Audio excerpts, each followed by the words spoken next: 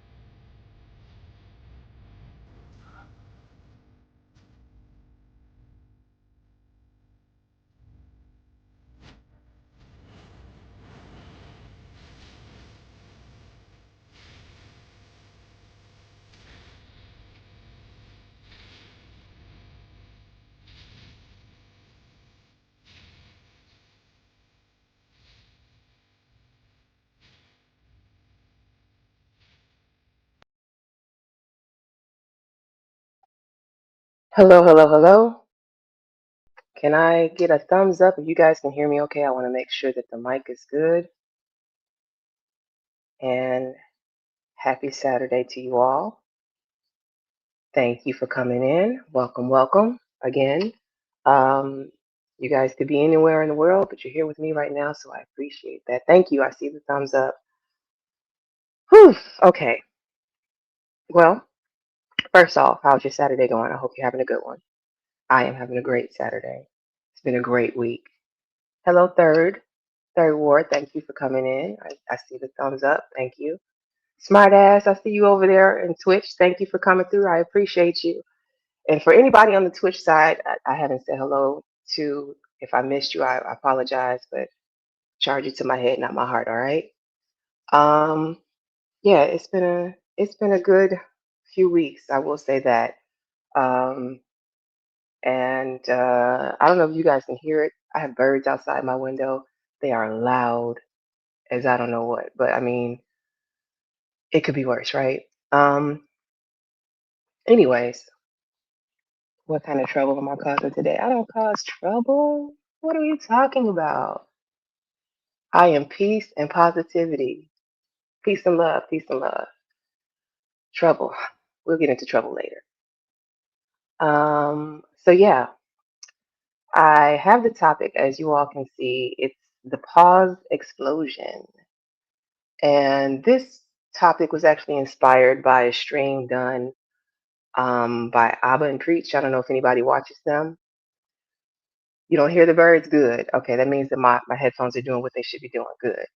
Um, yeah, this stream was inspired by Abba and Preach. And I don't know if you guys watch them or if you're familiar with them, but I do watch them. I find them to be pretty funny, and they have a lot of good, interesting takes, and a lot of times. One of the things that they went over was basically the overusage of pause. And I noticed that a while ago. And so I feel like it's a conversation we could have that we could kind of dive into. Like, why? I feel like pause was the evolution of the no homo. And no homo was bad enough. And please don't flag me for this, YouTube guys. Like, I am not trying to be uh salacious. This is where we're at, all right? So yeah, now we have pause, right? And every time I listen to a panel or a channel and it's a group of men, you can't get through three sentences without pause. I'm like, damn, like what happened to regular conversation? What happened to normal human communication? Why is it that we're so focused on showing that we are not homosexuals that you come off even more homosexual? Like, and I get it, it's infectious because I even find myself sometimes like joking around it and hitting the pause. I'm like, whoa, back up. We're not doing that.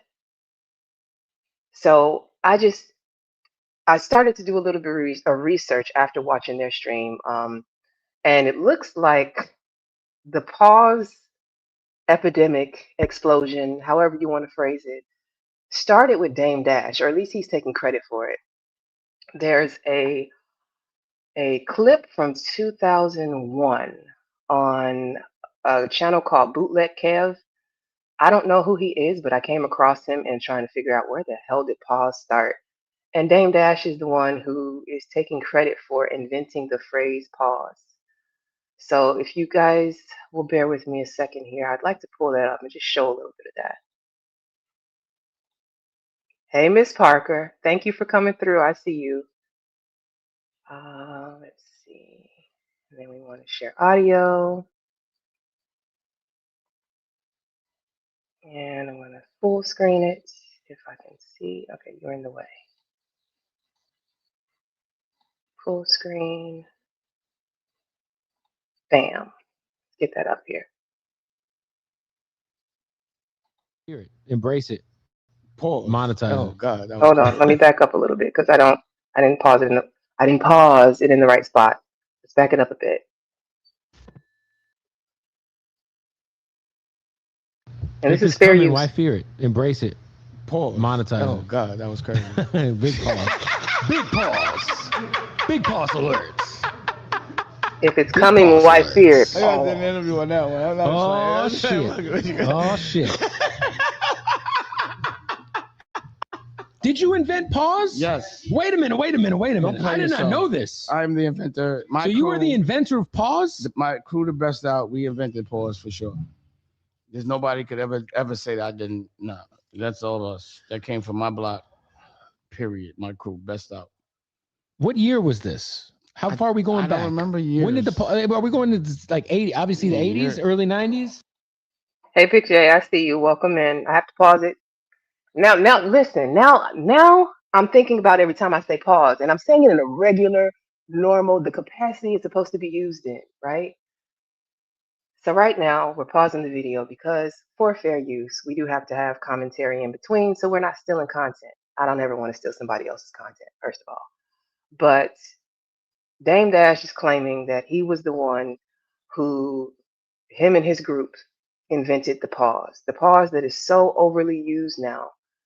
And I just want you to think, just this is a challenge for all the men who are in here and any men who come through on the playback. Just think about how often you insert an unnecessary pause when you're having conversation with people and just is it necessary? Do you really want that to be part of your vocabulary like that? Or is this just something you picked up and adapted because you were hearing it over and over as you were talking to different people? Like As King Troll Conceited said, dudes just followers. They can't even tell you why they're saying pause. Yeah, I feel like like in my real life, I don't hear men say pause. I don't know anybody who really says it like that. Like it's only on the internet, but it's growing. It's out of control. It makes it hard, even as a woman, to sit there and listen to conversations. You guys will say something, and sex wasn't even on my mind. Whatever you were talking about, you could have just said, and we would just roll past it. But y'all throw that pause in there. Now we're thinking about it, right? Like it's just weird. It's a weird thing. Um, do I want to hear some more of this? Maybe a little bit Yeah. Uh, no, nigga. No. Bugging. That's when you found out about it. It was a secret society of no one knew about pause for like 20 years, bro. And then all of a sudden I was like, oh shit, it'd be kids saying it, and I'd be like, more. Pause. Okay. Can we? It was a secret society, so y'all were walking around pausing each other for 20 years before it made it to the internet. Okay. All right. Let's go. you know, I invented that. They'd be like, hey, you tell me the rules. I'd be like, that's My funny. son hits me with the pause at least Well, once a week. Yeah. And also I made up the term fresh to death. I ain't gonna say that. Listen, I pop tags, I made that one up. okay, I'm the one that named Hova. I made that up. Okay. So Dame Dash is clearly drinking right now. You know, I'm a let him slide on all these claims. You know, he does a lot of talking. I think we all know that. Yeah, right, exactly, smart ass. Yeah, okay, right, you did. Hey, cynical one, thank you for coming through. Thank you to everybody who's coming in. If you wouldn't mind, can you please hit the like button for me if you're on the YouTube side? And hey, Roast, I see you over there on Twitch. Thank you so much. I appreciate the cheers. For all the people on Twitch, if you wouldn't mind dropping down, if you're in the clouds, can you just give me a comment on the Twitch side? Twitch is real particular about making sure you have enough commentators over there to get your monetization. Like, I don't even get it. But if you're in the clouds, touch down, say hi. I promise not to bite unless you're into that. Let's keep going. I made that up. what was the inspiration for the Hova? Because it's Jehovah. It was Yeah. like, you know. But pause. We gotta get back to the pause because this is more of the more Don't get me iconic. canceled out here, bro. I understand that it's probably not the most. You know what I'm saying? It's not meant to be offensive. It's always been a personal joke with my friends, and now the whole world does it. It's like, fuck, I can't even have a fucking personal joke. You know, everyone Like says literally, pause. people would ask me, I'd be like, I would never tell them what it meant, ever. I'd be like, you have to figure it out. But no one knew it. Oh my God, prop money. Why did you type that? Because as soon as I saw that, the first thing I thought of was ghetto. Now I can't unsee it. Why did you do that to me? Oh, okay.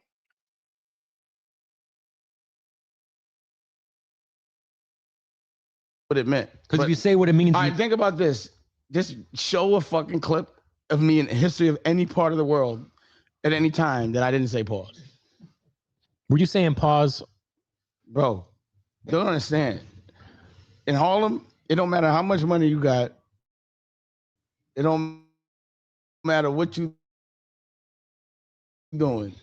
If you slip, niggas are laughing. Do some dumb shit. It's like Instagram. Because I'm so like. And ghetto, if you ever hear this playback, that was not a shot at you. Disclaimer.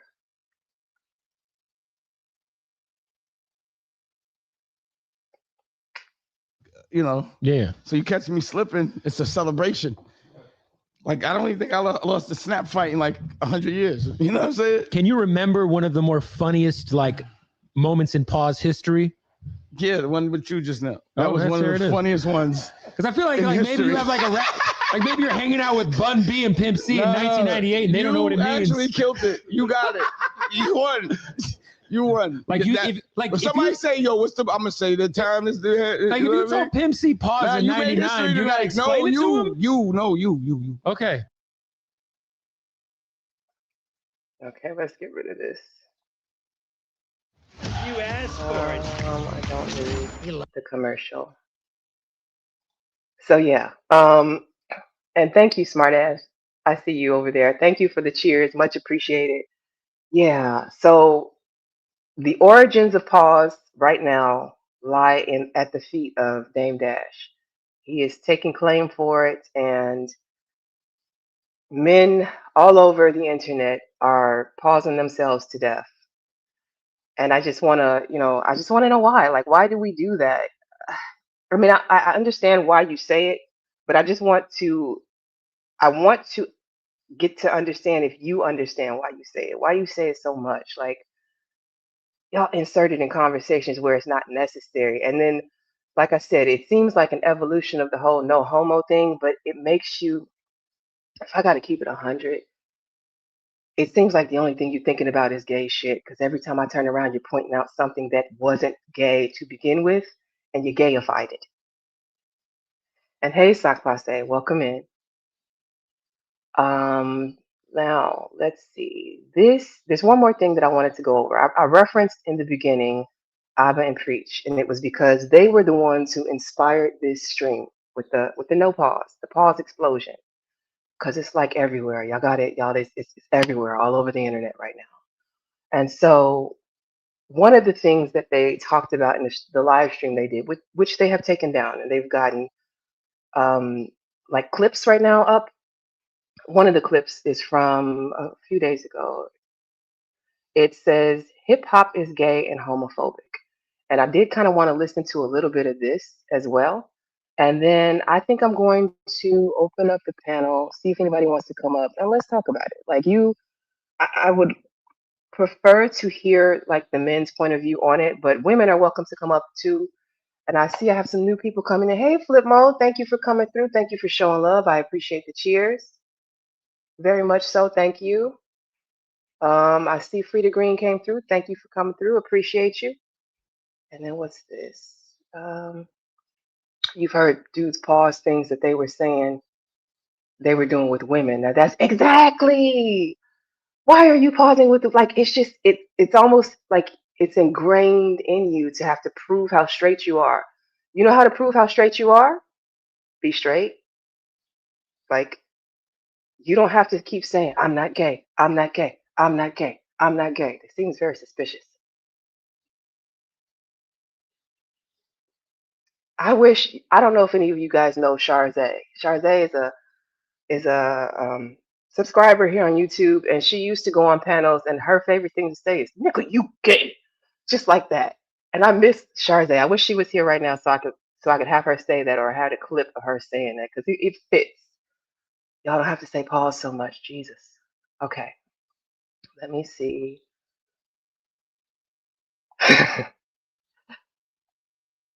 I have Jelly in the house. I'm not super straight. Well, you know what? Nothing wrong with that, Jelly. All right. And hello to everybody coming in. I appreciate all of you on the Twitch side. I appreciate you on the YouTube side. If you're on the YouTube side, please give me a like while you come in. Thank you very much. If you want to share out the stream, I would appreciate that as well to get some eyes on it. And maybe some more people will stop overusing pause. Okay, let us increase this. Why did it do that? That's not how I wanted it to show. Okay, there we go. Questionable hip hop is. Hip hop is Can you guys hear this? questionable. I love hip hop, right? But hip hop is the most Can I get a thumbs up if you can hear it? gay shit I've ever seen in my life. Yeah, why don't you want to party with me? Okay, Party with me. calm down, dude. It's your birthday. Calm down, calm down. I'm gonna pause it. Pause. Can somebody tell me if you can? Oh, you know what? I see it looks low on my end. Low. Okay, got it. Thank you, Every. It's really low. Got it. Okay, let me rewind it. Abba and Preach. If this ever comes across you, don't strike me. We're just doing commentary. I'm not stealing your content. Right? But hip hop is the most homophobic gay shit I've ever seen in my life. Yeah, why don't you want to party with me? Okay, Party with me. Calm down, Daddy. It's your birthday. Calm down, calm down, Daddy. I like the way Like how you do that, Daddy. Daddy. I like when you like this, Daddy. I like the way you scraping and scrapping for shit, Daddy. For them shit. Now I had to pause it there because that made me laugh. I'm sorry. Whew. I'm fighting the urge to say pause real bad. I am. Whew, okay. And thank you for the disclaimer, Flip Mode. Appreciate that. Let me go ahead and show that. I appreciate that. I need to add that in. Disclaimer. Okay, let's get back to this. These men are funny to me. Yeah, No. daddy. Stop. Don't. Hey, stop. What I gathered a couple of questionable lyrics. Why you drink like what's your problem? I just had to taste it. Yeah. I just drink a little bit. Pause. Number one, there's a rapper named Cannabis. Okay, so going along with the whole pause thing, right? What's happening is they're saying this is stemming from hip hop. Now we already just saw that Dame Dash is the one claiming that he invented pause. He put that out there. Him and his secret society of homeboys, follow me, have been using pause for 20 years before it hit the airways. I don't know about y'all, but them underground movements that start coming to, you know what? I'm not gonna go there. But what I'm and Preacher are going over right now is basically the questionable lyrics that have appeared throughout hip hop history and rap history. And we're even going to watch a little bit of a video. And damn, that one kind of like, I didn't see that coming. When they showed it, I didn't see it coming. But you'll see it in a minute what I'm talking about. And thank you, everybody, for coming through. I hope you're enjoying the content. If you are, please hit the like button for us. Thank you so much. And Cannabis in the song Second Round KO, which is already a pause name for a song. He said, "You might got more cash than me, but you ain't got the skills to eat a nigga ass like me." What is that? That's a bar. That was definitely a pause. I I didn't know anything about. Oh, did you not see the lyrics? They showed the lyrics on screen. I left the comments up. Okay, it doesn't matter. You heard what he said. Hey, Lana, thank you for coming through. Appreciate it. Snoop Dogg and Dr. Dre Day Song is one of. Ooh, I have to see about that. I don't know. I'm not familiar. Okay, so I have a confession. I've been doing confessions lately. In case you guys haven't paid attention on my wall, I've been putting up like little confession. Here's another one. I don't listen to a lot of rap and hip hop. My friends constantly keep trying to snatch my black card for that. Y'all can't have it because I got that R&B down pat. But hey, boss lady, thank you for coming through. I'm gonna play some more of this now. What is going on? Hold on. You know what? Can we? Shit. You know what? Fuck it. Since we on this topic and you just inspired me, okay, let's just talk To about. eat a nigga ass? No. Because listen, you can tell me if I'm wrong. Don't look at my. Sorry, I should have muted myself. I knew I was gonna laugh. Hey Panda, thank you for coming through. Appreciate you being here. Screen, okay? Don't look at my screen. Tell me if this is part of the project, because I don't think it is, but it's important because this is weird. Okay, ready? That's one of my favorite rappers. Oh, Beanie Siegel. It's Beanie Siegel. Not a bullet in the box. They fully loaded. Look at Beanie in the back. So Beanie. Okay, I need y'all to focus. I really want y'all to focus. I remember this video. I remember seeing this video. I do not remember seeing Beanie like this. Whew. Okay, focus. He's the guy with the yellow bandana, all right? I could feel it in the air. All right, one of my favorite tracks. Everybody lumping you, fuck this world coming to make me want dump the ooze, run my whip off a cliff, take 100 blues, ooh, slip my wrist, go to clip, put one in the groove, ooh, put one in my medulla, dangle it from the roof, ooh. What was that? What was that? Oh, I feel like homie.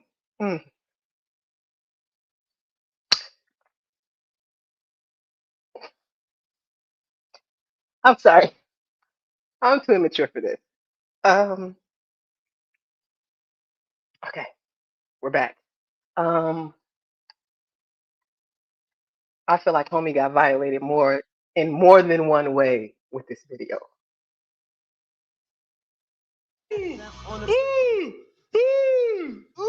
That's how I feel when you close to me like that. That's how I feel. That's how you feel? Nay, get back.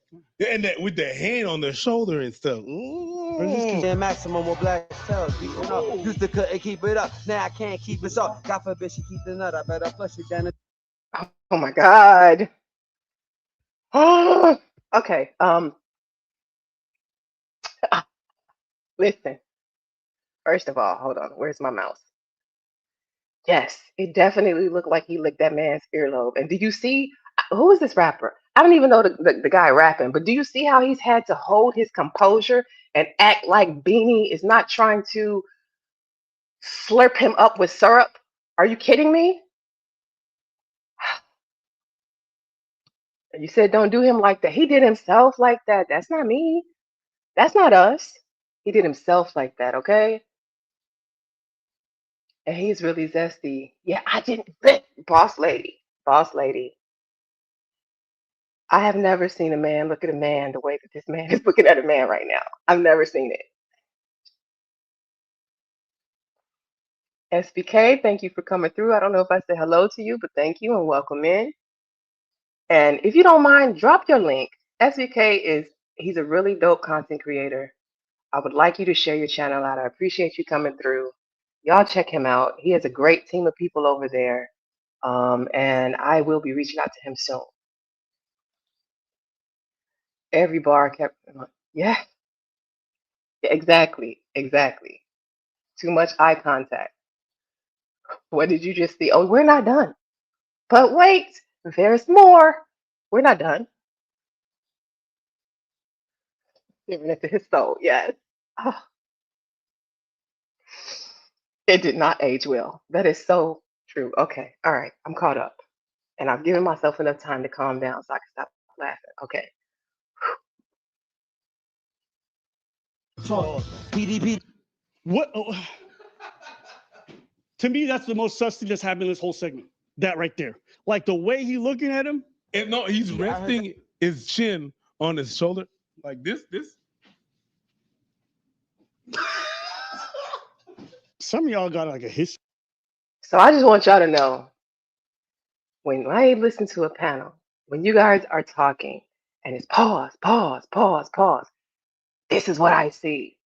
Y'all are Beanie Man with your chin on that nigga's with your chin on his shoulder. Take your chin off his shoulder, please. Unpause yourselves.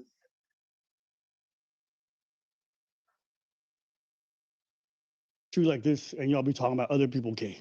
Yes. I mean, like people say whatever they want. I'm just not in dudes. I'm not in bed with dudes. Like, did y'all catch that fresh and fit stray?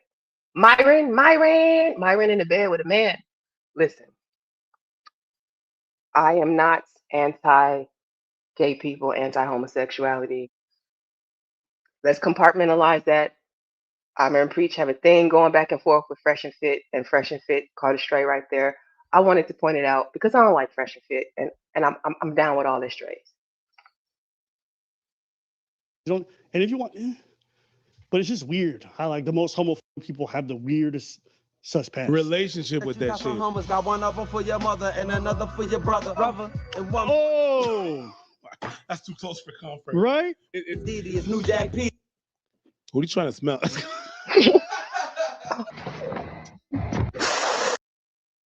Porn addiction turns high IQ men into silent underachievers. They're highly intelligent. Oh, wait a minute. And so this is the commercial that comes up in the. Oh, okay, you know what? I'm gonna let it play so I can go ahead and just skip past Always it. told they had so much potential, but behind closed doors, I've never done that my whole life. Like, you just did twice now. Twice now. Yeah, but as just to understand how weird that is. Just boy being boy. Another lyric that I got is I see from 99 Problems. I got a bitch who's a man. What do you mean? Okay. And this is why I'm opening the panel, because I need you hip hop heads, rap gods. I need all of y'all to come up here and explain some of this to me. I got a bitch who's a man. What do you mean by that? Because it only translates one way for me. There's no way that I can think about it that doesn't sound like what it sounds like. Mm.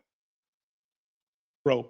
And I understand. Like he's probably talking about a dude that acting in some You kind of gotta way. say it like him. I got a bitch who a nigga with a big dick. You know, you gotta say it Wow. properly the way he meant Just it. you know, because just like my man, what's his name?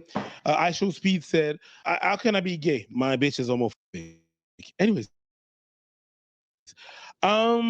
there's another dude from the Bay Area called Ray. Magic, rest in peace. Okay, I've heard that name before, but I don't know any of the lyrics from Mac Dre. So I'm gonna pause it here just so I can go through some more of these comments. And here's his channel. If you all could sub to him, I would appreciate that. The eyes don't lie, man. He was piercing into his soul. I just know that, man. Okay, forgive me, whoever you are, rapper guy. I'm gonna say this because it's on my mind, but I feel like you got violated at some point between the beginning, the middle, or the end of that video shoot. Something happened, and if you want to come tell your story, my platform is open for you to do it. Okay? Hey, liberated, welcome in. Pause. It ain't meant for you women to understand. Listen. I need y'all to slow down on the pause, please. Pause the pause. It's weird. You're right. And Dame Dash is taking credit, so we're gonna call him the weirdo for this, okay? Let's get down some more. Yes, much love to you as well. Oh, you said Beanie's been the. Oh, I didn't know that. See, I don't want to put that label on men who have been to prison though. Like everybody ain't in. You know what? I don't know nothing. Let me shut up. Okay. Biggie has a whole video. Oh, okay. They don't. Okay. Thank you for bringing that up, Irving. Biggie has a video where the main girl comes into the men's bathroom, stands at the urinal to take a pee, and then walks out. Her? And we all let that slide. I saw this video probably sometime last year. It never dawned on me. I mean, I was a kid when that song came out. So like watching it, it didn't click in my head like what was going on. But as an adult, a full grown adult woman, her? Yeah. Everybody, every dude goes to prison. Hey, thank you, boss lady. That's what I wanted to say, but it's not for me to say because I wasn't locked up with them. I just know a lot of them claim that they weren't doing it, and I'm gonna believe you. Whatever for as he thinks in his heart, so is he. It, whatever you believe, I believe with you. How about that? Big Papa, yes, yes. She was a Big Papa. What? Okay, let's go back. But it's one of the songs called "Back in the Hood." Okay, Wait, he had a lyric that goes, was it the one more? "I need some hella bad." God damn. Pause. Was it the One More Chance video? Did I mix it up? You know what? I have to go back and look at it. I can find it. I will post it as a short if I have to. But she absolutely stood next to those men and Pete. I don't know a single woman who can do that.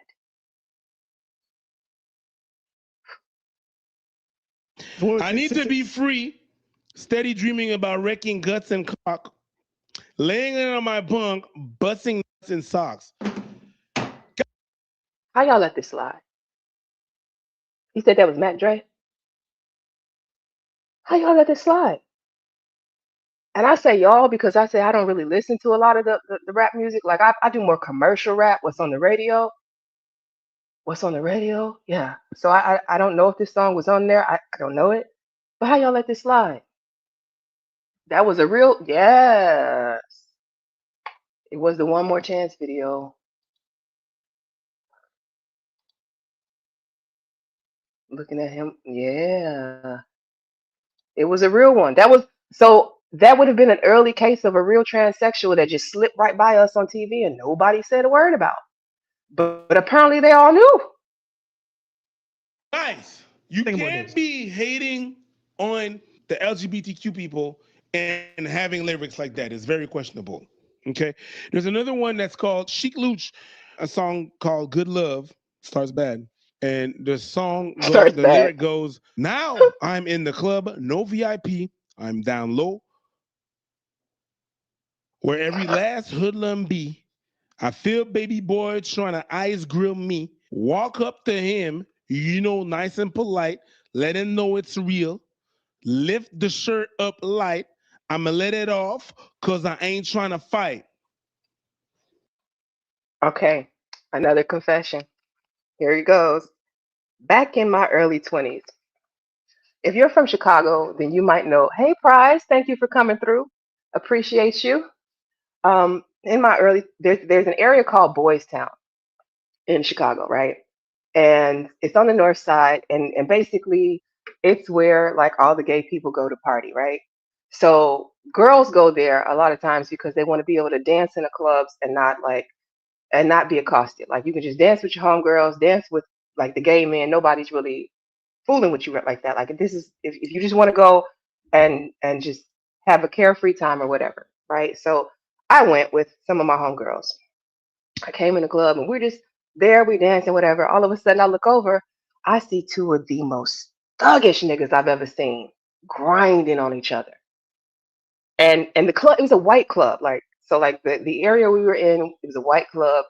It was like a mixed group of girls that was there, and they were the only two black guys I saw in the place. And I swear to you, if you passed them on the street, you would have never guessed. You would have never guessed.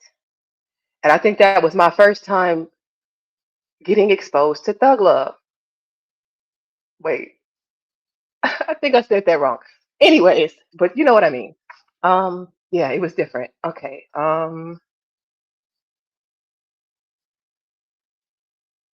She said, "Oops."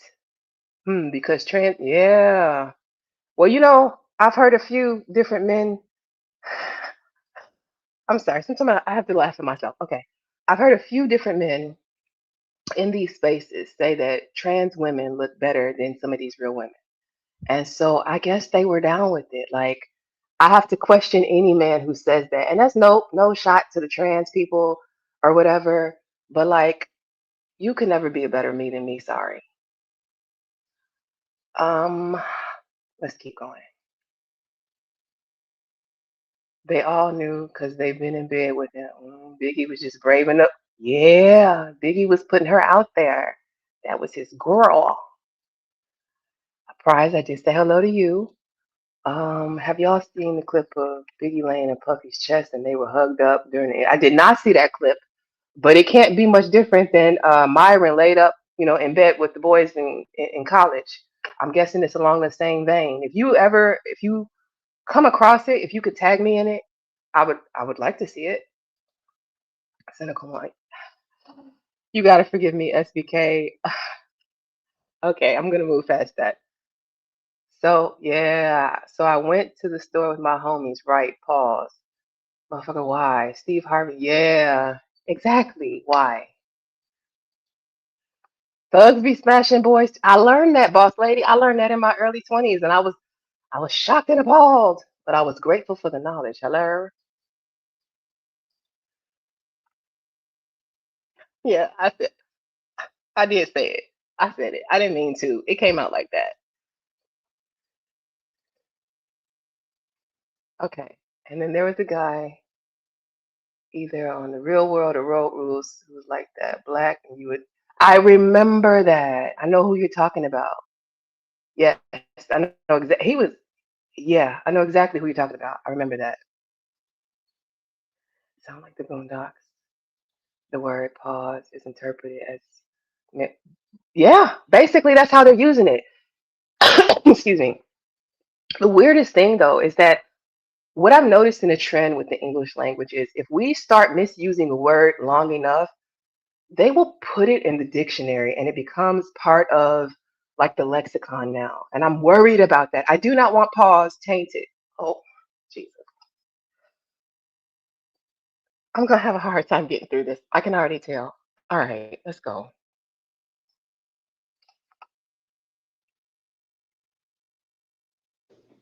The song Rockstar by NERD. Whoa. Yes, I got 2 by NERD. Guess you ain't heard that we swallow guys.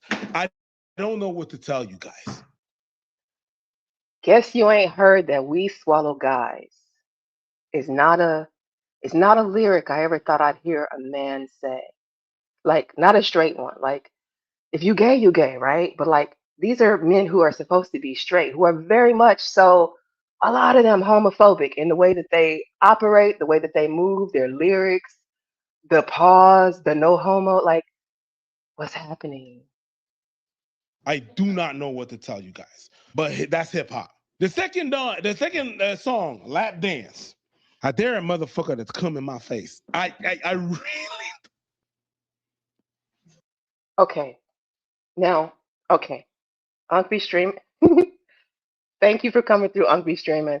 Mela, I see you as well. Thank you for coming through. Appreciate you. Okay, so how much do I want to say right now? That lyric might have been a bit of a reach. That one right there, because I could see that going both. I'm not gonna get through this. Boss lady, help me out here. Yes, I'm on Twitch and I'm also on YouTube. I'm in both platforms right now. So if you want to go over there and say hi on Twitch, I'd appreciate it. They won't let me get my monetization. Well, I'm monetized, but I can't collect any of the money because of the fact that I haven't had, I think they said 4 commentators at the same time over 4 streams in 1 month. It's a weird rule, but okay. Belmont, there you go. Panda. You know what I'm talking about. You know what I'm talking about. Boys Town. Yeah. Panda knows. My Twitch link. Hold on. Let me see. Y'all gotta bear with me a moment because I don't have it outright saved. I'm gonna drop it in the chat. And my computer is slow.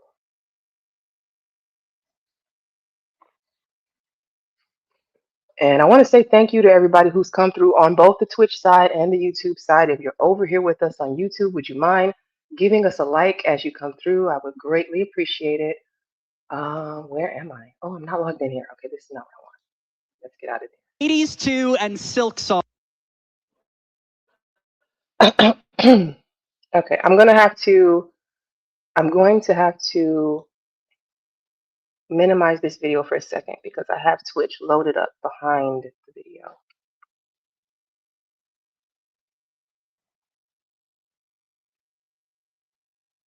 Go home.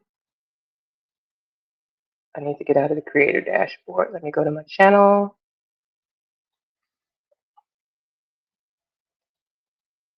Can I get back there?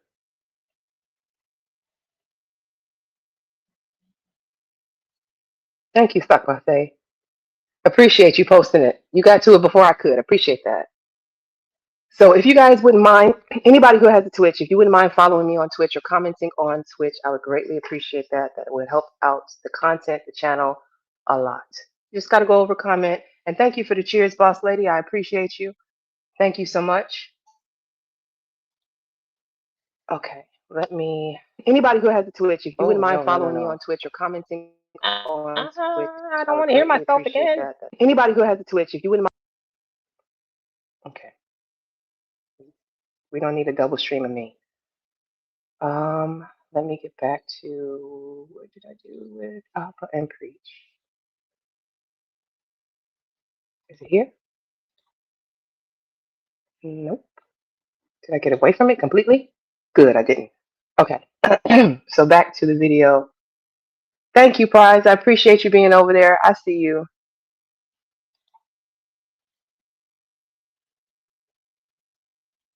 Oh. Well, why would you do that, Chaco? Okay. Okay. I'm gonna leave that alone. It's not my business, but I hear you. Let me see if I can copy it. I might have to do it from YouTube. Let's see.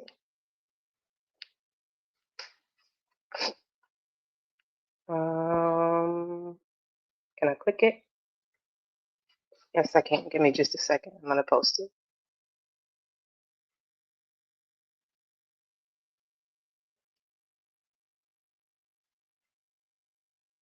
Copied. And now we go back to YouTube and I'm going to paste it. Hopefully that pastes right. Okay, so that's for everybody who doesn't have Sock Passe blocked. Sorry, Sock Passe. Okay, let's go.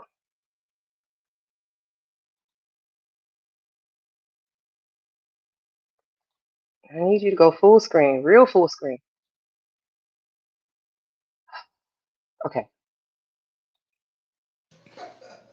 It's not just Diddy out there. It was Crazy Times. Ghostface Killer, you know, the one with the son, featuring Jadakiss, Run. So it's like a back and forth between Jadakiss and Jadakiss. Jadakiss goes, Mike. Then Jadakiss goes, like that. That one? Ghostface goes, huh? Going in. Beanie Man, and I remember that Beanie Man song from 1992. Going in almost took me out. Whew.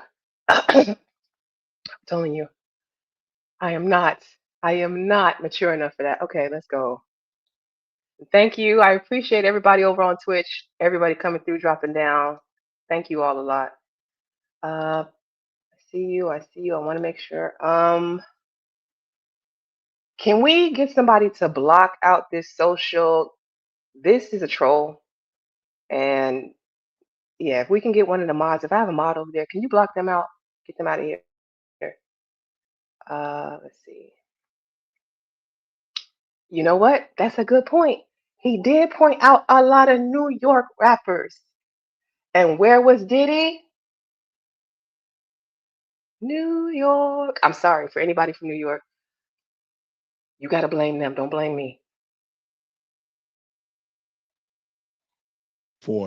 And I was learning English at that time. You understand what I'm saying? Yo, you know when 50 says, get the strap? And he meant strap on, really. Pause. All that to say, Beanie Man in the song "Who Am I?" Sim Sima, who got the things to my, who got the keys to my bima? Okay. I have to pause. I have to pause this right here because this was one of my favorite songs back in the day. This was one of my favorite songs back in the day, and I never heard it. I didn't know. Who am I? The girls in Sugar. How can I make love to a fella? Oh, commercial.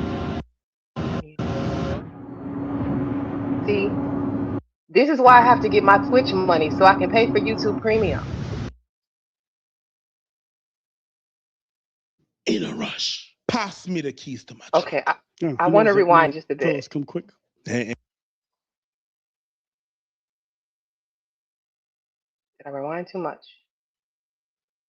keys to my bima. Who am I? The girls in Sugar. How can I make love to a fella? In a rush. Pass me the keys to my truck. No, he knows that fellas. I was so disturbed. Damn, I never noticed that. And I love that song. Loved it. Okay, let me go through some of these comments so I can get caught up. Diddy popped all them dudes. You know what? Conceited is entirely possible. It is entirely possible. I wouldn't put it past him. Everybody was going to the parties, and then all of a sudden, nobody knows what's going on. Okay. And Prop, I see you over there as well. Thank you. I appreciate everybody who went over to Twitch. That means a lot to me. You guys just don't know. It said, how in the world is a decent woman to deal with an indecent man? Huh? I don't understand. I mean, I understand your question, but I don't understand why you. I must have missed something. Did he been smashing men even back then? They just didn't expose him. I mean, it would have been career suicide if you did. He probably would have had you blackballed. They would have probably send some goons to your door, I can see a lot of reasons why you shut up. Especially, I know some of them probably was going gay so they get their careers off the ground or whatever. You know who? Yes, thank you. Okay, let's see. They reaching with some of this shit unless it's satire. No, how they reach? Which one? Which song are they reaching on? The only one I heard was about the coming in your face part. Like that was a reach. Cause never mind, we're gonna move past that too. Lord help us. Exactly. Thank you. Exactly what I needed in that moment. Lord help us all.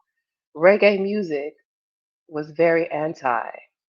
My childhood is tainted too. With a man in a rush. I couldn't believe it. These dudes, not even American. Who can? Well, I mean, I don't know. We heard some Americans before. Ice T was on the list. Lana, okay. Zero, thank you for coming through. Thank you again to everybody who's come through on YouTube and on the Twitch side. I need you all to, if you're on the YouTube side, make sure to like the video. If you feel like sharing it, I would appreciate that as well. We're going to listen to some more of this, and then I'm going to open the panel because I would like the men to come up and explain, like break it down for me, because I'm seeing people are saying this is a reach and what have you, but I don't know about that. Come quick. And I'm the one that. What was that? That's how fast some people. I don't want to know. I don't want to know. All right. There's Ti in Get Loose that says thinking T.I. is American. Yeah, I like that. DMX and Party Up goes, all you men's up in jail before suck my dick. But that's a New York thing. Sometimes you tell a dude, suck my, but you don't actually mean to actually literally do it. You're just saying that to be like, you. Right? Yes, I understand so that. Not that. But even. But no. When you use it in a context like that, all your men have been to jail before. You meant that literally. That wasn't just like a diss. That was R.I.P. to DMX. Because like some dudes might get up there and do it. But the lingo of hip hop is really crazy because sometimes I be walking in the streets, right? And some of y'all people, you see me and you're happy to see me, right? But it's crazy how you approach me. And you're like, oh my God, preach. I can't believe this shit. I fuck with you hard. And that don't really sit well with me because I never consented to that. Okay. Now listen, I'm guilty of saying that one. I am. I'm guilty of saying that one. But I never felt the need to hit a pause behind it because I knew what I was talking about and the people and or persons that I was talking to knew what I was talking about as well. So yeah, that's not necessarily a pause moment because we're on this. It's a black thing. You gotta know. I like it when guys go, yo, shit, I'm a gangster in the streets. I pull the get out and I get these niggas wet. Yes, I wet people. Yeah, I mean, because they're basically shooting. I mean, so you blood, could do. I mean, dripping, and then sometimes a bit of cum. So what's your thesis? I don't have a thesis, but it's weird how we navigate with that stuff. What you mean? These my homies. These my riders. Okay, the people I ride with. So go ahead. I think I. Okay, now to be fair, Unc is correct. Some of this is a reach. I mean, I'm not going to say it's because they're not American. I mean, I'm not going to say that. But hold on, let me go start from the top before I come back to the bottom. I'm sorry if I'm behind y'all on some of these comments. I'm going to try and show as many as I can. R. Kelly kind of got exposed back then, but nobody really pushed the envelope of predators in the industry. Yeah, that's true. Yeah, I mean, but where there's money and power, there's silence. People can be bought and sold. They've been given top for a record deal. I believe that. I've seen even on YouTube some of these channels that do like documentaries and whatnot. I've seen some unknown rappers say that they got violated in a booth. Like they were trying to get their careers off the ground and got diddied. Damn, that's messed up. That's not a verb. Or he did it to himself. That's not me. That's not my fault. Now I've been preached not American. They are not real black. They are not hip hop. But these lyrics, even though they're not American, these lyrics are still questionable in American English. It's like uh, Atlanta took over. Yeah. Okay, hold on. It's always been there. They're just hiding in plain sight. Yep, in my face. Get the strap. Yeah, though. So some of this is a reach. What they're talking about right now is what when I paused it, pause. When I just paused it, that really was a reach. What they were talking about, yeah, some of this stuff like it's American colloquialism. Damn, I can't say that word right. You know what I mean? Yeah, I didn't think about it either. But once you hear it, once you see it, you can't unsee it. It's there. It's there now.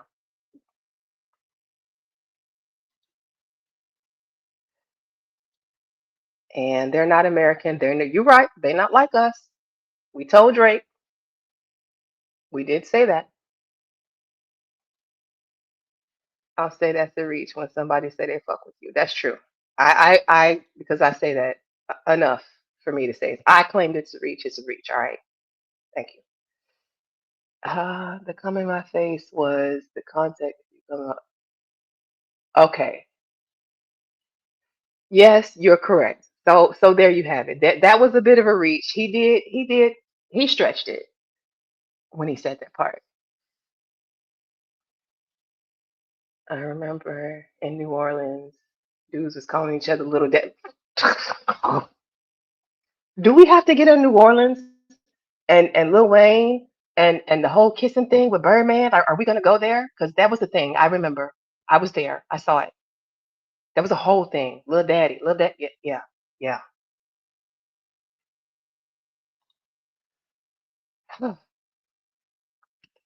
Wayne's one. Yeah, I still like Wayne. Still like his music. Makes great music. I don't think he should have been kissing on Birdman though. It is a bit of a reach. Okay, we got that. Now they drug dudes. Bad deals. Yeah, taking bad deals. Only gay men do gay. Straight men, not straight men for record deals. I mean, I don't know. I'm not questioning you on that. You say it, I believe it. All right. We're just here to have a conversation. I'm trying to enlighten the people on the overusage of pause. Can we slow down on the pause? Years back, even giving birth, they didn't even know a name. Proceed now. Ooh. Okay. I know too many gay men that I've worked with around and had conversations in the Bay Area. It's quite fruity. Oh, okay. There's plenty of songs from the past with questionable, yeah, several channels break them down. Now listen, the beloved thing. Hold on. Are we pausing on beloved too? Are we?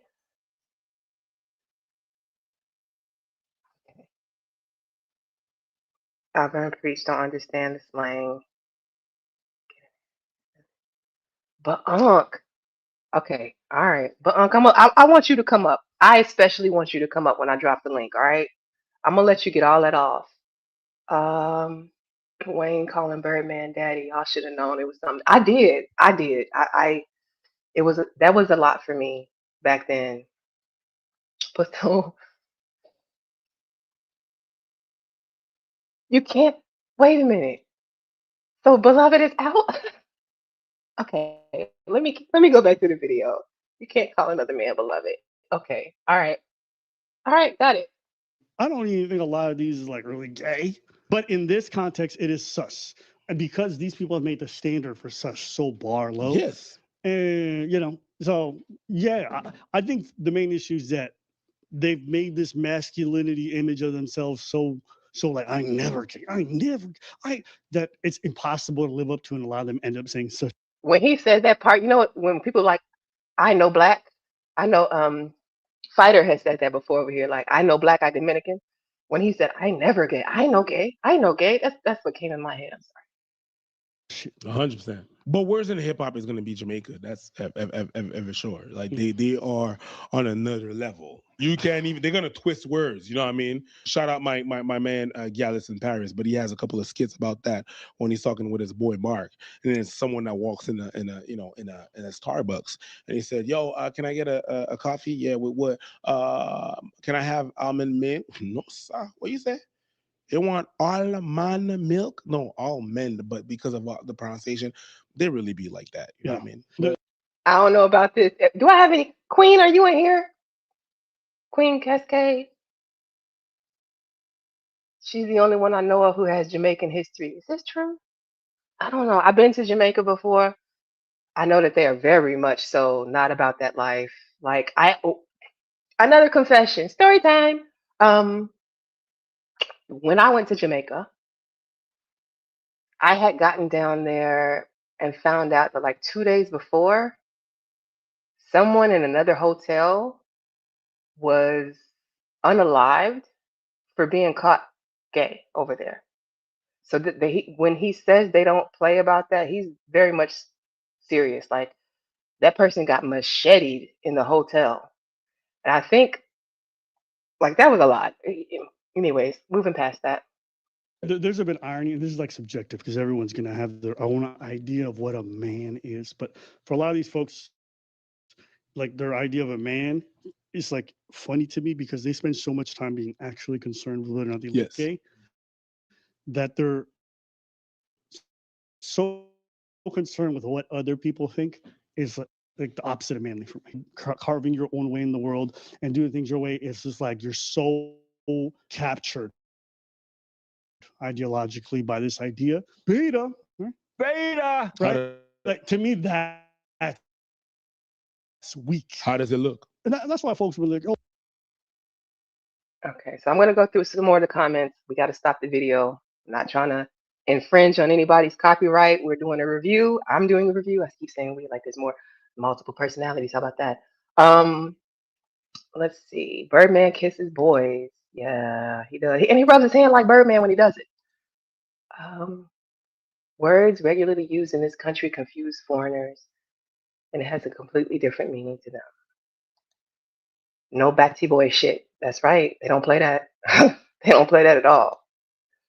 Absolutely not. My husband definitely was not hearing it. Yeah, I believe it. Okay. All right. So what I'm going to do, because I mean, essentially I'm done. I don't need to show anymore. I think we got the concept well enough established of why we're here today, the pause. And I mean, it stems from Dame Dash, hip hop culture. And I just want to know from the men's point of view, like, do y'all think you might be overdoing it just a bit? Did you ever question yourself after saying a pause you didn't need to? Okay, I don't want to start it again. I think I just started it. I want to get this down. Let's remove it.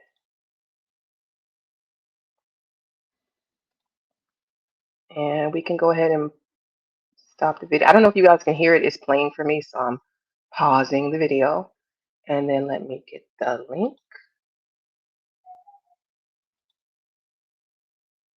And this is for both my people over there on Twitch and on YouTube. Everybody is welcome to come up. It's an open panel. I just have a few rules. It's going to be a respectful panel. We can agree to disagree. This is not a gender war channel. No gender banging here, please.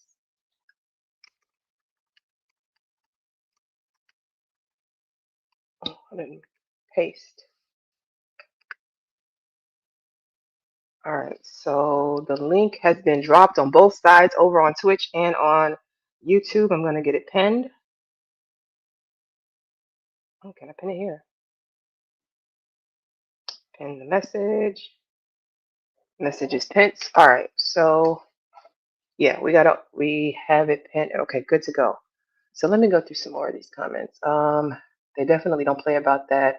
Not saying any that operate in that lifestyle, but Jamaicans as a whole ain't going with that shit. True. Ivan Preach used to say that racism black people in America, that the racism black people in America had to deal with on the regular were playing victim back then. Now, oh, I did not know that, but that's interesting. Okay. Nobody wants to hop on the panel. They scared. Are you guys scared to come up here and talk to me about this pause? I know you're not. I know you guys aren't. Listen, exactly. Y'all can't talk sports anymore. How is there? Listen, while we talk about pause, men slap men on the butt when they're playing sports. It's the only acceptable time to do that. If y'all can do that, y'all can come talk to me about this pause. That's all I'm saying. When they say little daddy, I must have missed that one.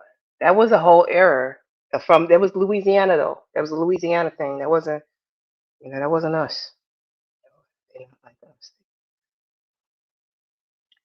Okay, let me see. Conceited. I'm gonna add you in. Welcome. Hello, hello. Hey, what's up, Candy? How you doing? Good. How are you? All right. Yeah, this Paul stuff is out of hand. But then you was talking about the sports. But I don't know if you saw a couple weeks ago. And the crazy thing is, this is New York again. I don't know what's up with these New York cats. But did you see after the Knicks had won, I guess it's called an in-season cup or some tournament, and one of the players had reached and grabbed, and this I don't think he touched the cheek. He went closer inside, and like while they were celebrating in the court in front of everybody. I saw it. It's crazy, man. Was his name Jalen? Was the guy's name Jalen? That was it was Josh. Josh. No. Yeah, it was Josh. I think it was Josh Hart had he was the one had did it to not did it to, but he was the one that had grabbed the touch or however you want to say it. Jalen Brunson. I think that's the dude's name. Yes. I did see that, and then so that's not the first time I saw something suspect with players in the NBA. I don't know if you guys remember this, but before what is his name? I always forget his name. Royce is his baby mama. Why do I know? Oh, you talking about Dwight Howard? Yeah, Dwight Howard. Yeah, you talking about when he was sitting on the bench and he had grabbed the guy crotch. Yeah. Yes. Oh my God. And they blew right past that. It wasn't until many years later that they finally started putting out all the trans and gay rumors, but he absolutely reached down and got a handful of that man's nuts. Couldn't believe it. Yeah, but it all has to do with this whole, like, far as like just the entertainment, because I mean, sports is a form of entertainment, and then you got the movies and the musicians and everything. It's just part of what they get down with. And like I said, it all came out last year with the Diddy parties, and then all of a sudden, for 20 plus years, everybody in the industry talked about how Diddy threw the best parties. And then once it came out, and there were always whispers about what Diddy was involved with in these parties, and they were saying how it was separate rooms and everything. And then all last year, the same people who was raving about him throwing the best parties changed up and was like, well, I was gone by then. I left at 10 o'clock. I don't know what happened after 10 o'clock. And my whole thing I question is like, well, if you always knew that the parties got wild after 10, why would you even go to that party anyway? And not saying, I'm going to just go for a couple hours. I'm like, nah, because I can understand, like, well, this is the time when it get crazy, but that means that them crazy people were still there before hours, and crazy don't have a set time. It sure doesn't. Sure does not. So yeah, I mean, I don't believe them. All of those people, while they thought they were like doing some underground secret society, y'all can't get in. When it got exposed, everybody wanted to distance themselves from the knowledge and the activities. Oh, I didn't know. Oh yeah, they did that when I wasn't there. Yeah, okay. Until Diddy's videotapes come out, because that's really what I think he was doing. He got all y'all on tape. He has them all on tape. So I mean, it just depends on who. It depends on who can pay enough money to keep their tapes from going out, and that's what I was talking about earlier. And it was like, you understand, like how after all these years, and we've always heard about musicians getting done with getting railroaded with bad deals. How does it happen? But they say what happens is like you go to a party or something, and they offer you a drink and you drink it, and it's laced with something, and you get drugged, and then they end up doing stuff to you. And then when they offer you the contract, and you like, man, I'm not signing to this contract. No, man, like I need more money than this, so this contract doesn't work for me. And that's when they roll out the camera and play the tape, and then say, hey, either you sign a deal or we release this tape. Yeah. And yeah. And now, what do you do? try to You have a say, reputation. Yeah, and people try to say, oh, well, man, they wouldn't be able to do that. It was like, man, how many times before they always play the same thing, like they'll call the person crazy or say that they're on drugs. And it was like, what's but his then name? you realize Orlando that, like, Brown? Orlando Brown, yeah, Orlando Brown. Yep. And you hear some of the times you like, man, yeah, this dude is kind of crazy. Man, I seen an interview with this dude. I didn't know he was married and had kids and a family. I seen him with his wife and kids, and this dude was doing an interview and seemed like a regular, normal dude. So I'm like, I don't know what it is. My hypothesis on it, I think Orlando Brown got away with saying what he said because he plays crazy. Because as long as people take him as a cuckoo bird, then they're not going to look too much into what he's saying. But he's been out there telling for a long time. Yeah, I don't think that man is crazy. I think he's smart enough the to go to girl play. who did the Jay-Z song, she had been exposing Jay-Z and Beyonce for a while. She did I forgot what it was, Song Cry. She had sang on that song. And then she's been doing interviews the past couple years talking about the different things that Jay-Z and Beyonce is involved with. Do you see? Damn, Irby. Why did you have to do that one? Yes, I do remember. After the party, it's the after party. Then probably Chris. It didn't even dawn on me. Oh, Nick, if you are watching this, friend, that wasn't me. That was Irby. You blame him for that one. Twin, I see you. Welcome in. Thank you for coming through. But yeah, it's. Was it you who was saying that it's the New Yorkers? Like, I mean, anybody from New York out Look, I there? don't know what's up in New York, man. They always try to talk about like how Atlanta is and San Francisco and all this other stuff, but I'm like, I don't know, man. New York, man. I don't know, man. It's been going on for a while. Is it still choppy? I have echo cancellation on. Let me check his. Is it still choppy right now? Is his audio good? Can you guys hear him? Can you speak? Yeah. Can you hear me? You sound good to me. Is it choppy on your end? Oh no, everything sounds fine on my end. Okay.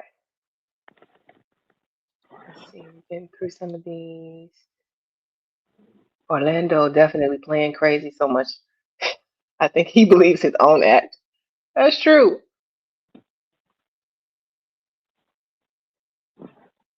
But then another person they tried to say was crazy was Cat Williams. Yeah, they did. Yeah, they said he was crazy and he was on drugs and everything, and I was like, all right, well, I guess what they do when you know what I'm saying, telling the truth, they call it crazy. So, but see, the thing about Cat Williams was they played him crazy all the way up until the Shay Shay interview, or the interview that he did where he basically like he called everything out. Yeah. I think sometimes you just need the right platform for people to take you serious. And at the same time, I think didn't he have an issue like where he was going to jail for a bit? They were messing with Cat Williams for a while there. He kept getting arrested, but he was never charged with anything. And it's almost now when you think about it, and it's crazy how when you look at hindsight, when you think about it now, it's like, okay, well, maybe they were always trying to like catch him slipping with something, but he was smart enough because, like I said, he's a smart guy when you like listen to him talk, not just on the like comedy stuff, just having just regular conversation. He's a smart person. And so he knew like, hey, they trying to catch me up. Let me make sure I keep myself clean. That way I don't give them anything that could stick to him. Right. I do like I've heard him do a few different interviews and I've seen like the story of Cat Williams' life. Like he's a very highly intelligent person. He gets discounted because he's a comedian, and especially when his humor sometimes like I just saw But the if you Wanda hear lady. What's the a lot of Wanda? people talk about him, a lot of people, and I'm not even saying like comedians who are like who have made it and got their big break. I'm talking about comedians that's on the up, the come up.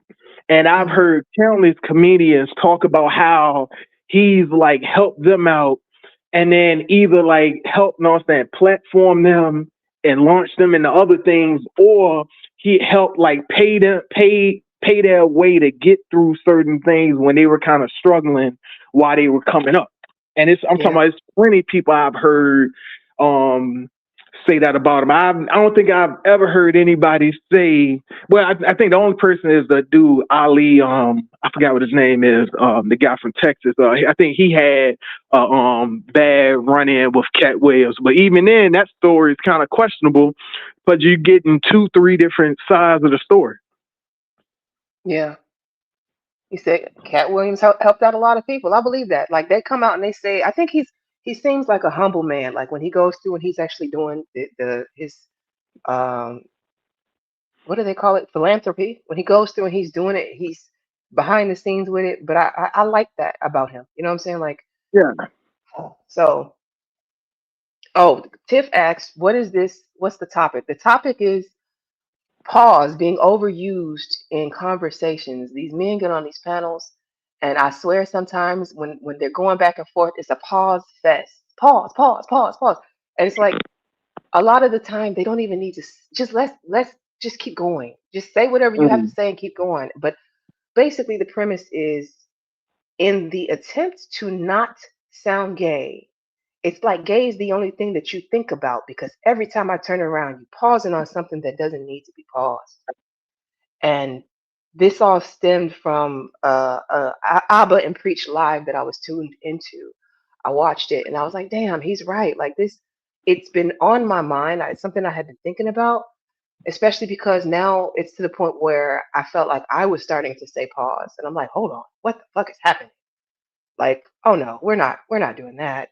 So I felt like it's something that we could talk about that needed to be addressed, especially because the men folk may not necessarily think about how much they say pause, but I want you to count it. Like just one day, count it out. Just see how many times in a conversation with another man you say something and the word pause comes up and not used in the typical sense.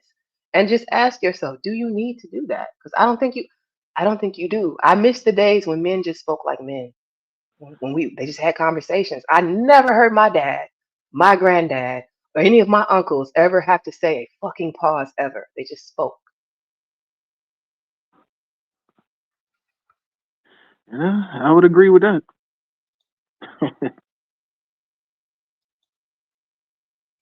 And I'm going through, I'm trying to get caught up on your comments. I appreciate everybody still over there on the Twitch side. Again, it's an open panel. Anybody wants to come up, you're welcome to come up if you want to contribute. Unc, where did you go? Unc be streaming, you was down there defending, and I wanted you to come up here and say your two piece.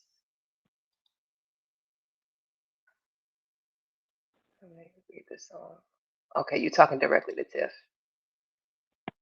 Yes, I've been saying pause. I like now I started off saying it trying to be funny, right? It was me being sarcastic. But eventually it started to be like for real. And I'm like, hold on, what's happening? Too much. I don't know if I'm listening to too many men online speak now or what, but yeah, I'm like I'm all paused out. But I mean, now I remember when it was more so guys would pause. I think it started off. It was like guys was pausing, other guys like, "Come on, dog! Like what you saying is kind of suspect." But now I feel as though when I hear people talking and you pausing yourself, so I was like, "Dude, what you said? Why are you pausing that? Why do you feel as though that deserve a pause?" And I've heard a guy say something like, "Oh yeah, me and this girl, we was hanging out. We had went to this restaurant, pause." And I was like, what was pause about that? One, you was with a woman, so why are you pausing that? And it was just y'all went to dinner. Like, even if you say, yo, you know what I'm saying, me and my homeboy was watching the game, pause. It was like, dude, y'all just watching the game. What were y'all doing watching the game that makes you pause it? Exactly. Or They what were pause you on things thinking that don't about need to be doing paused. watching the game that makes you pause it? I'm just saying, the more you say no homo, it sounds homo. Like, and that's what pause is. It's an insertion. It's an evolution on it. I've said it a few times already in the live. The more you say no homo, it sounds homo. You don't need a pause every 5 seconds. Just talk. Welcome to the stage. We have Naira. Pause. No. Okay. The way that the guy was just explaining it here below, that's weird. So he just was talking about his date and he said pause out of nowhere. Oh yeah. You have several guys that's how they do. They just be talking about. They can be with their significant other. This is their girlfriend, wife, or whatever, and they would say something and then add pause to it. I'm like, yeah, well, you're doing that with a woman, so why is that pause? Right. I thought pause was used in, like, for example, somebody said something like, "Oh, dang, what's a good example?" And that's the crazy thing. We can't even come up with a good example of something that would be pause worthy because it's like, yeah, like. Like, okay, I got one. Like, just say I was like, oh, I was taking a walk in the woods and I went in too deep. Pause, because maybe somebody might take it, the wrong way. But yeah, they're definitely using pause in the wrong context. Oh, I'll do that. Hey nephew, I hear you.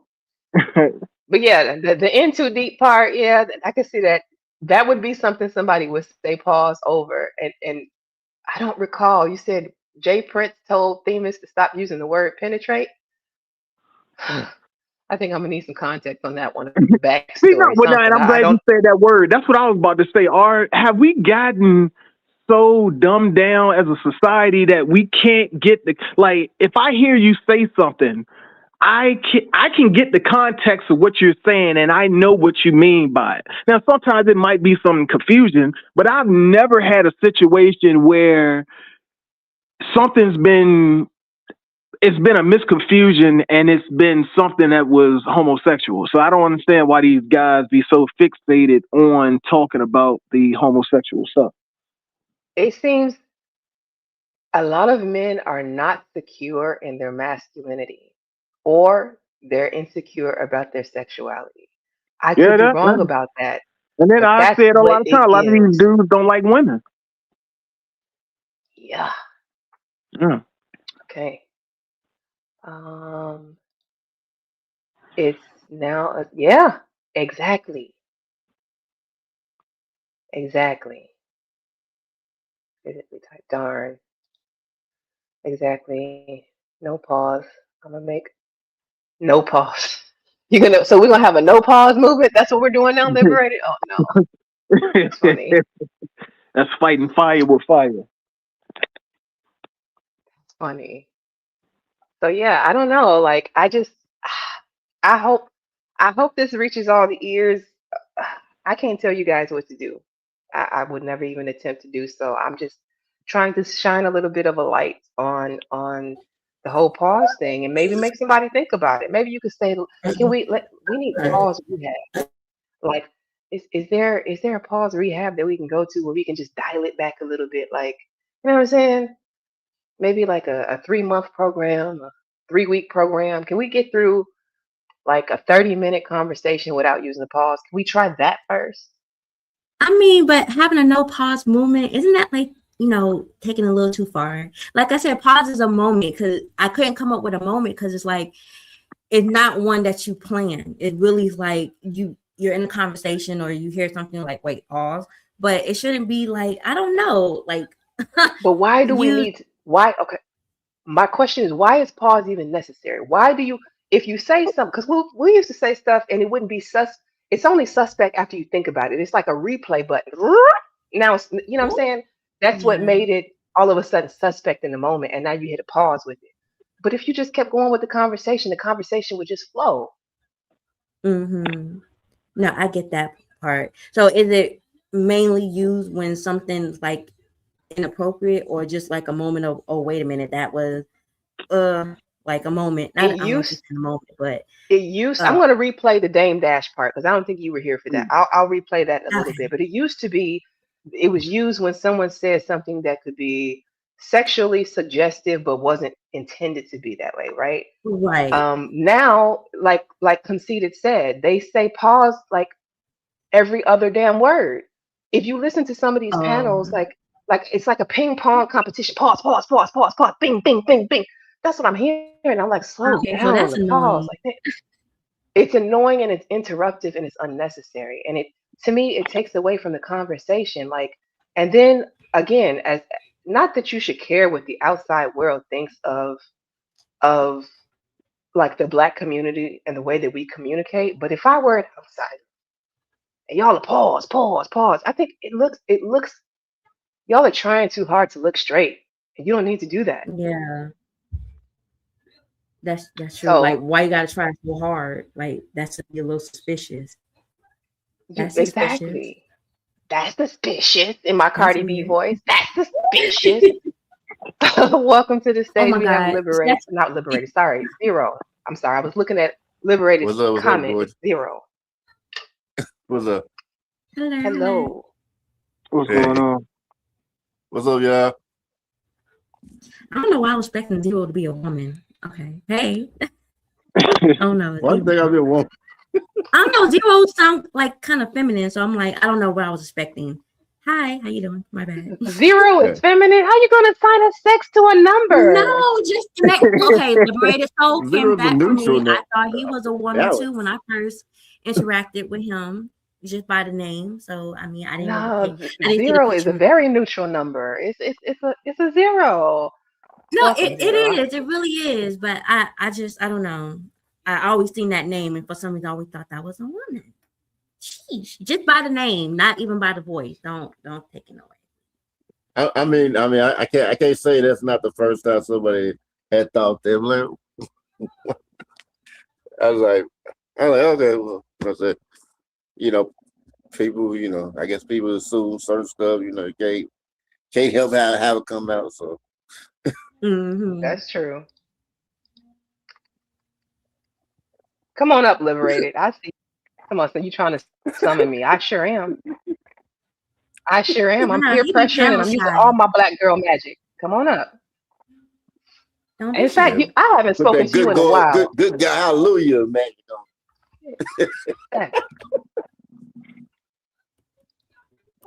So I saw you commenting in the chat. What do you think about it? Am I off base? Am I doing too much trying to tell the men to slow down on the pause? Honestly, I forgot the word even existed until I see the street. Really? Yeah, So you don't hear it? I haven't heard it in a long time. But I guess it might just be who I hang around. So they probably don't use it, but I'm just probably not in the area where I'm not in a group where they use pause a lot. So Am I in the pause sector? Is that what you're trying to tell me? I'm in the Probably. pause sector? Ooh, probably okay. Okay. probably pause.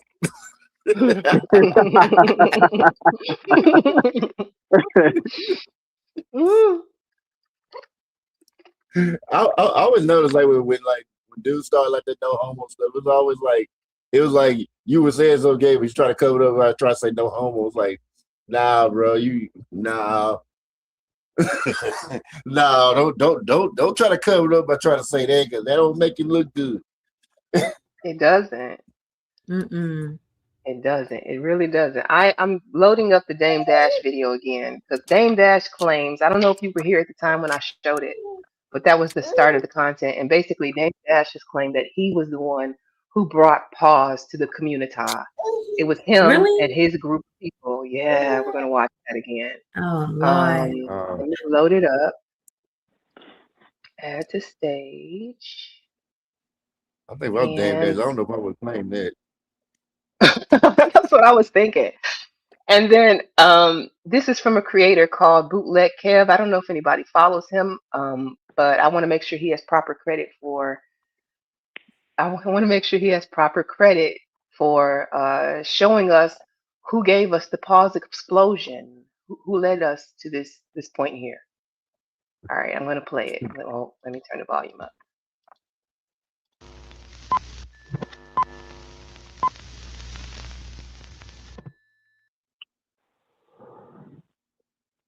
If it's coming, why fear it? Embrace it. Pause. Monetize Oh it. God, that was crazy. Big pause. Big pause. Big pause alerts. Big pause alerts. I got an interview on that one. I'm not Oh playing. shit. Oh shit. And now I'm going to say it again. I blame prop money. Prop money, if you are still in here, this is your fault. I'm never going to unsee this. For anybody from the black sector, from the beef sector, from the Mo3 sector, does Dame Dash not remind you of ghetto intellect? I can't unsee it now, ghetto. I'm going to start calling you Dame every time I see you. Did you invent pause? Yes. Wait a minute. I did not yourself. know this. I'm the inventor. So you were the inventor of pause? My crew, the best out. We invented pause for sure. There's nobody could ever say that I didn't. No, that's all us. That came from my block. Period. My crew, best out. What year was this? How far are we going back? I don't remember years. When did are we going to like 80? Obviously the 80s, early 90s. Yeah. And I got to pause real quick I can. Yeah, that nigga lying. I want to say hello. I see Ashton came in. Hello, Ashton. Thank you for coming through. Who else came in? El Boogie, I see you. Welcome in. El If you guys can hit Boogie. the like button, we appreciate it. Thank you so much. He's gonna make some more wild claims, Dame Dash. I was wondering how high he was. How high are you on this? Like, y'all gotta listen. You gotta listen. No, nigga. No. Bugging. That's when you found out about it. It was a secret society of no one knew about pause for like 20 years, bro. And then all of a sudden I was like, oh shit, it'd be kids saying it. I'd be like, I invented that. They'd be like, hey, you did it. So I'm gonna pause on that. He said it was a secret society of pausers. Hello. Not a whole secret I was society. like, did you really say a secret society? Hello. Okay, are we Stop the listening? count. See, I told this nigga lying. That secret society. A pause. Society Wow. of pausers. Well, hold on. If that's the case, why didn't he trademark it and go ahead and get paid for it? Right. That's what I was thinking. And then look at this was a terrible freeze frame. I shouldn't have paused it there. No, Okay. that's a perfect. Well, I think he's been drinking though, because his words sound kind of slurred. I said that I thought he was drinking too. Somebody said he didn't have teeth in his mouth. So that's how we got Oh, together. you know I'm what? sorry. That's right. I forgot he got the denture, so that's what it is.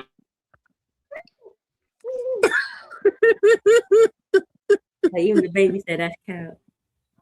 Hey, you tell me the rules. I'd be like, that's My funny. son hits me with the pause at least once a week. Yeah. And also I made up the term fresh to death. No, I ain't gonna say that. Listen, I pop tags, I made that one up. Okay, I'm the one that named Hova. I made that up. What was the inspiration for the Hova? It's Jehovah. It was Yeah. like, But pause. We gotta get back to the pause because this is more of the more don't get me iconic. canceled out here, bro. I understand that it's probably not the most. You know what I'm saying? It's not meant to be offensive. He's got to be drunk or high. You Yeah, no, knocking he the got to weed be over. something. Yeah, he got. No, I think You he's on also something? high. You I think knocking the he's high. weed over. What's happening? Yeah, he on something. See, He all over.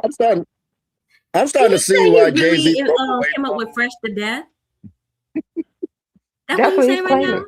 That's what he Because said. I'm not trying to coin the term, not Hey, me, but the man. first time I heard somebody say that was Jermaine Dupri. I think like more so deaf. But come on now, like Yeah. that's some strong claims Yeah, he's but making. Dame Dash, he's that uncle that just makes these lavish claims because you can't check him on it. You can't go back and fact check it. So, I mean, if he say it, then it's got to be right because you can't prove him wrong.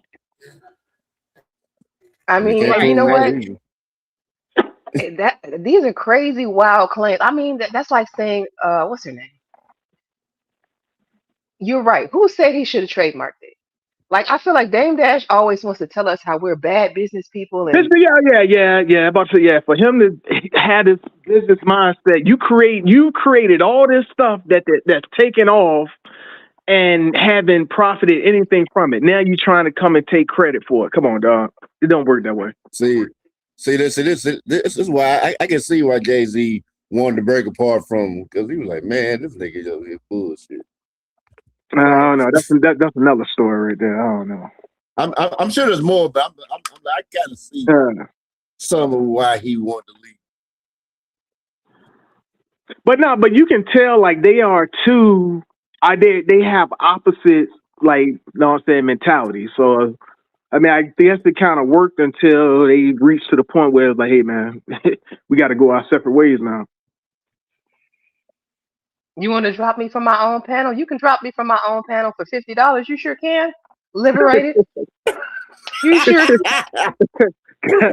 We accept all coins over here. You see the Cash App scrolling? I dropped with the quickness.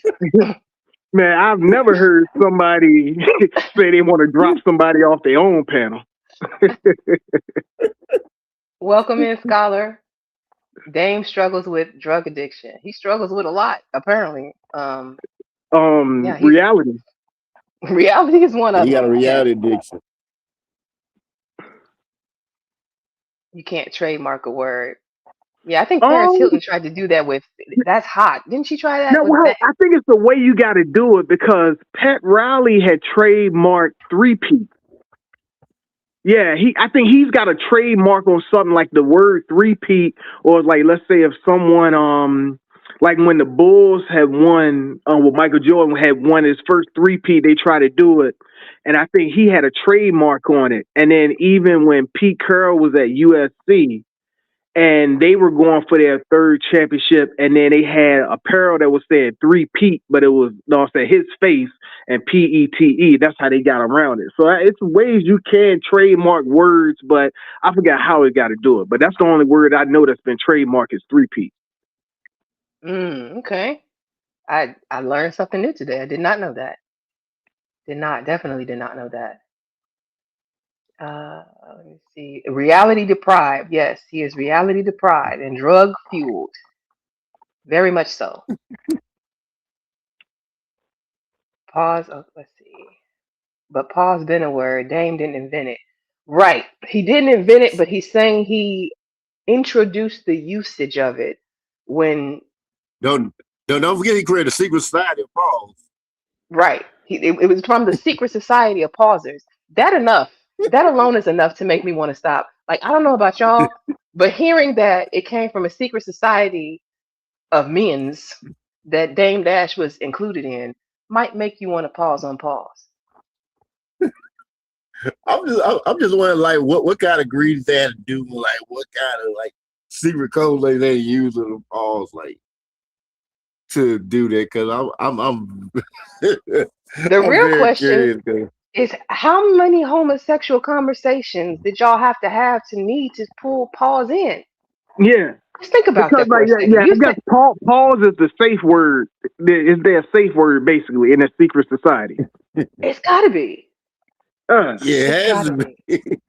Because just like when I said, when I heard people say no homos, I was like, they're saying something that's gay. It's like they're trying to like say, oh, no homo, you know. Like, no, you said that. You're like, we're not finna smooth past that. I tell you what I'm gonna do.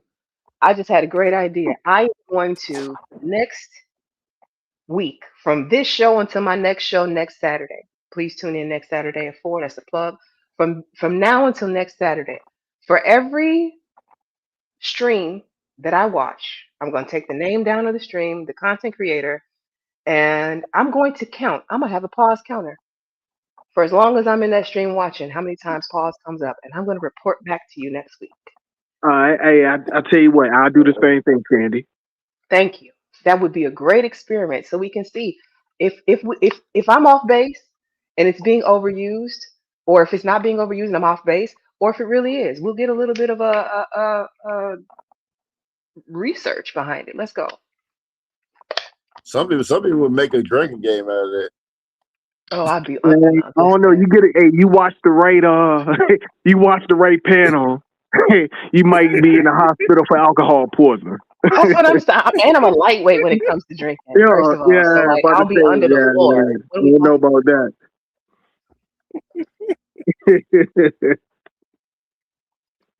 He said, "Did you say pull in pause or pull Paul in. Listen, Liberator, you come up here. Come here. Come say hello, please. But Ken, I didn't know you had Twitch. Yes, I have a Twitch, and actually, that was inspired by a content creator out of the Mo3 sector, B-Way 357 B-Way. Came over to Twitch. Everybody started coming over, following and seeing like basically what he was able to build there, which was the inspiration for me actually starting up a Twitch channel and double streaming over there. Yeah. Twitch is like a whole different atmosphere than like YouTube. It's much easier to get monetized on Twitch than it is on YouTube. But I'm having a bit of a like. I have a few other steps that I have to finish before I can actually collect on the monetization. But I advise everybody thinks it's just for gaming. It's not just gaming. It's whatever you want it to be.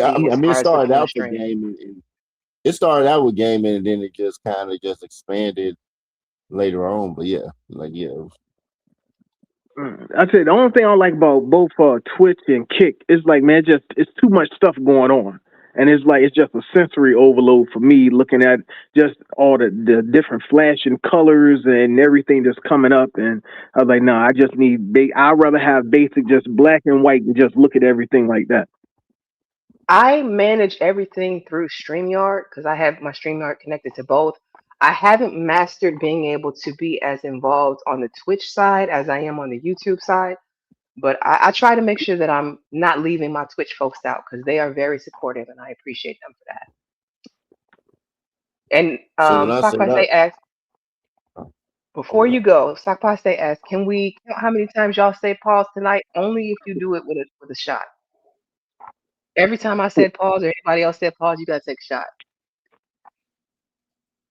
shot. Okay. Sorry, go ahead. I was saying, like, I think when I did like Twitch stream, I haven't done any streaming in like, I don't think about like a year or two. But like when I did do like Twitch streaming, I think I used OBS to do it for the most part. Mm-hmm. OBS is something that I want to learn it. I've heard of it and I've seen where people use it. I know Tiff uses it to do her like moving images when she's on streams, but I don't know enough about it. I would like to learn it. I think it's something I need to put on my I would say get streaming at OBS because it's a lot easier because they'll tell you they'll have like descriptions of the functions. Like the regular OBS, it doesn't. You just have to figure it out. But like at least with streaming at OBS, you'll have an easier time figuring it out. Mm-hmm. I'll definitely have to look into it because I've heard great things about it, and I like the way like when people are on the panels. I like when they have the moving images in and out. I think Rob B might be using OBS, and I think what's his name, Manosphere Algorithm. I think he's using it as well. I could be wrong about that. Oh yeah, it'd be fun moving in and out with the screens and the music and all that.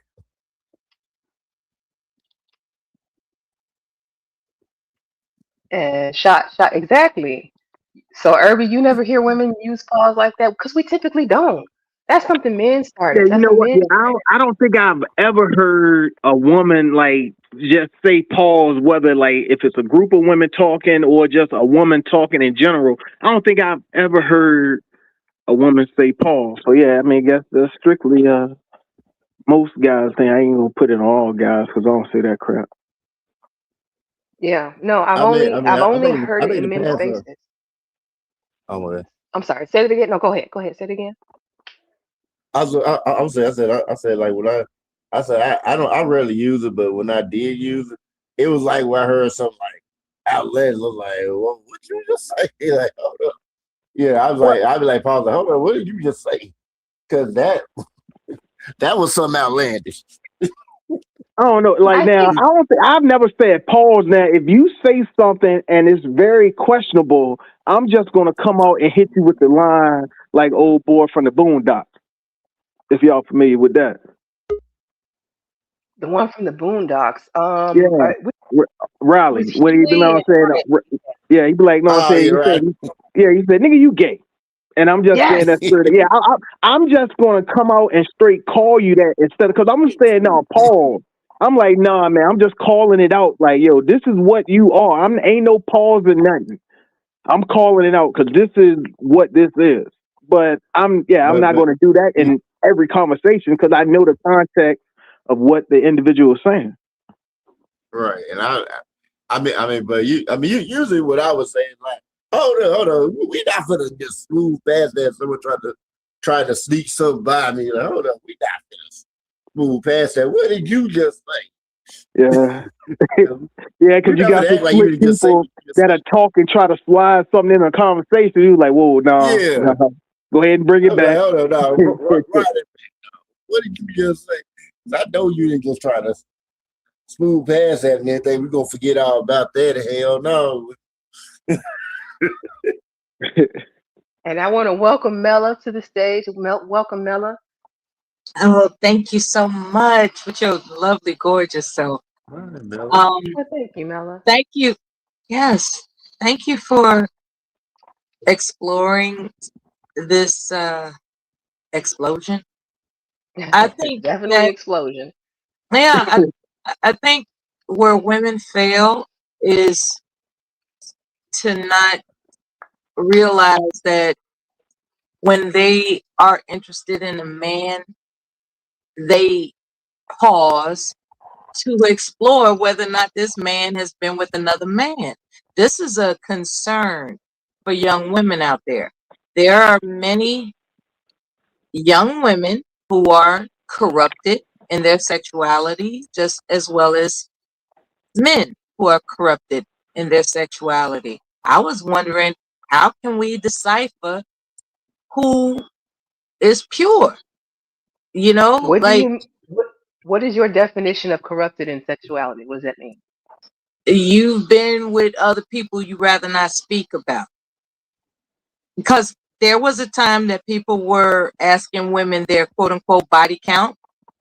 So now we are faced with women considering whether or not they should ask a man, what type of body count do you have? You know, it was always understood, well, men are going to frolic. They're going to do what they do. We have this allowance for men to be sexually explorative. But now, here comes the question, are they pausing in their background? And I understand. Okay, I see what you're saying. Yeah, are they pausing in their background? Women need to start asking men, have you ever been bent? Is that what you're like in the TDJ stories? Is that the thing? Yeah. Sorry. Okay. No. I'm following what you're saying. I don't think it's never crossed my mind to ever have to ask that question, and it's disturbing now that I'm thinking about it. You go out on a date and a man dares to ask you your body count, flip it on him. Well, have you ever paused? I don't date men that ask my body count. I've never had that question asked to me in my real life ever. That's something that Neither have I. I've been exposed to these so-called channels, the tutelage of these channels and their tactics and talking points, as they say. And I find that people are rude out here. They're very, very disrespectful at least they intend to be disrespectful on first dates. That's the advice they're giving out to others. Like, ask her body count. Ask her body count. That it's like, that is kind of that's a very intrusive question, sir. It's like, what are you doing? But there are men for a very long time that advocate for men to insist that a woman confesses her body count. And now here it is. We're in the pause. We're in the pause moment. It's like, hold up, Jim Shoe. What's your pause count? Are you trying to say that most of the pausers might be down low contributors? Is that what you're saying? If I get the gist of what this live stream is saying, I get the gist that these are men that are not being upfront are forthright about their sexuality, the duality of their sexuality.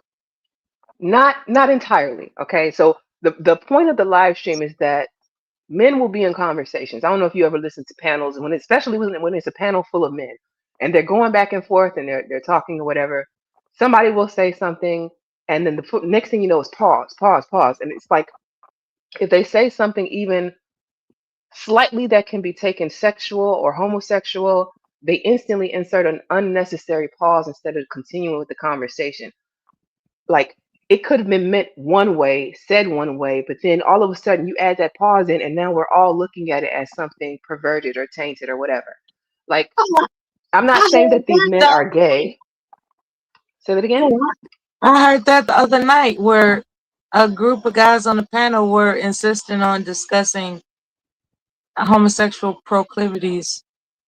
And they well, to me, appeared to be obsessed with continuing the discussion of homosexual proclivities. I didn't understand why that was such a heightened, excitatory topic for them. They just kept going on and on about it. It was weird. I've noticed that more and more recently too. Guys being more open to discuss that. I was like, dude, why do you want to discuss this? Like, why is this a topic that you want to talk? Whether it's like behind closed doors or on the internet. So I've seen that on a few panels as well. It's where somebody accuses somebody of being the G word gay, right? And they said, man, I don't appreciate that you accuse that brother of being the G word because, you know, that ruins his rep. That was the statement specifically. And okay, enough said. But no, they want to go on and on and on about the intricate details of what it is to be perceived the G word. And what did he say to make you think he was the G word? And they just went on and on. I said, are we really this obsessed about who, you know, this argument amongst men as to who can be perceived the G word? Like that's a thing? Okay. I think that's kind of where the pause thing stems from. It's the I know what I said was questionable, but I'm not gay. To me, it's and I could completely be wrong. You all know I'm sorry, I have a mint. One of the things that I say pretty much every stream is I'm not an expert in anything. These are just my thoughts. We're here to have conversation, right? So I could be wrong about that, but to me, pause seems like an evolution of the no homo thing, and I feel like you don't need to straight men don't need to prove that they're straight unless you're doing gay shit, right? Having a conversation is not like that doesn't fall into the realm unless like Zero said it's really over the top. Then I can see a need for a pause. But now it's overused. You're pausing for things that don't need to be paused. And it's like once you overuse something, we become desensitized to it. It's just like when people call people the pedo word or a predator word. You're using it on the wrong people for the wrong reasons, become desensitized to it. So it's salaciousness. They're basically just they keep dragging it out because it brings attention to their channel. No, I don't think that they're doing it to bring attention. I think this is just what happens online in some of these spaces, and I know it happens in real life. I know some men are saying it now in real, like everyday conversations, the pause thing, and I just feel like, do y'all ever question where you get these things from? That's why we went back to find out where did pause come from. Dame Dash is claiming the rights to pause. He said he invented it from a secret society. You ever think about like sometimes where you get words from that you just all of a sudden start using them? I don't want to go into conspiracy theories, but like, is there programming behind it? I don't know. No, I believe it is, because if you say something enough and it becomes a chant, and then you can get the masses to chant that, then you can basically change what that is, and basically you program everybody so everybody's doing this chant, and then you reprogram it to that chant meaning something, and then going from there. I mean, it sounds crazy and far-fetched, but I totally believe that's how some of the stuff happens. Yeah, it's not far-fetched. That's what programming is all about. Yeah. Yeah. So I don't know if you heard Mela, but I said I'm going to take the next week for every stream that I listen to. I'm going to take the content creator's name and I'm going to do not just their name, but the name, the stream name, and then I'm going to take account of how many times I hear pause come up, how many times it's used. And I tend to see that specifically more so on male dominated panels, or when there's a lot of men on the panel. Pause I comes up a don't lot. understand why you find that to be a productive endeavor, though. I, Because if you could be so kind to explain why you would consider that a productive endeavor. because I'd like them to stop using it so much. Do you There's want a people lot to of stop using the word pause? no, I want them to stop using the way they use it. Well, no, I wouldn't say stop using. Just I would ask them like, well, why are you using it? Like you shouldn't say things unless you know why you're saying it or what's the meaning behind it. Just don't say it Mhm. just to say it. I was on the panel with a lawyer, or rather an attorney earlier. I'm not going to mention the channel, of course. What I'm saying is that um, she asserted her opinion, and she made the humble mistake of using the word kinda repeatedly. And by boasting her credentials, I expected more of her than to use a word such as kinda. And I pointed it out to her. She got ferocious. She was So like, "How dare you challenge me? Don't you know my credentials?" And it was like, well, in accordance with your credentials, you're not going to use kinda to assert your opinion. so She got it's not just the word though, Mela. I want to make sure that I'm clear. I want everybody to understand who's listening to me. It's not just the word pause. I don't have a personal vendetta against the word pause. It's about the meaning behind why pause is being used in regular. Why are black men so insecure that they can't have a conversation without needing to point out they're not gay? That's the point of why I'm saying this.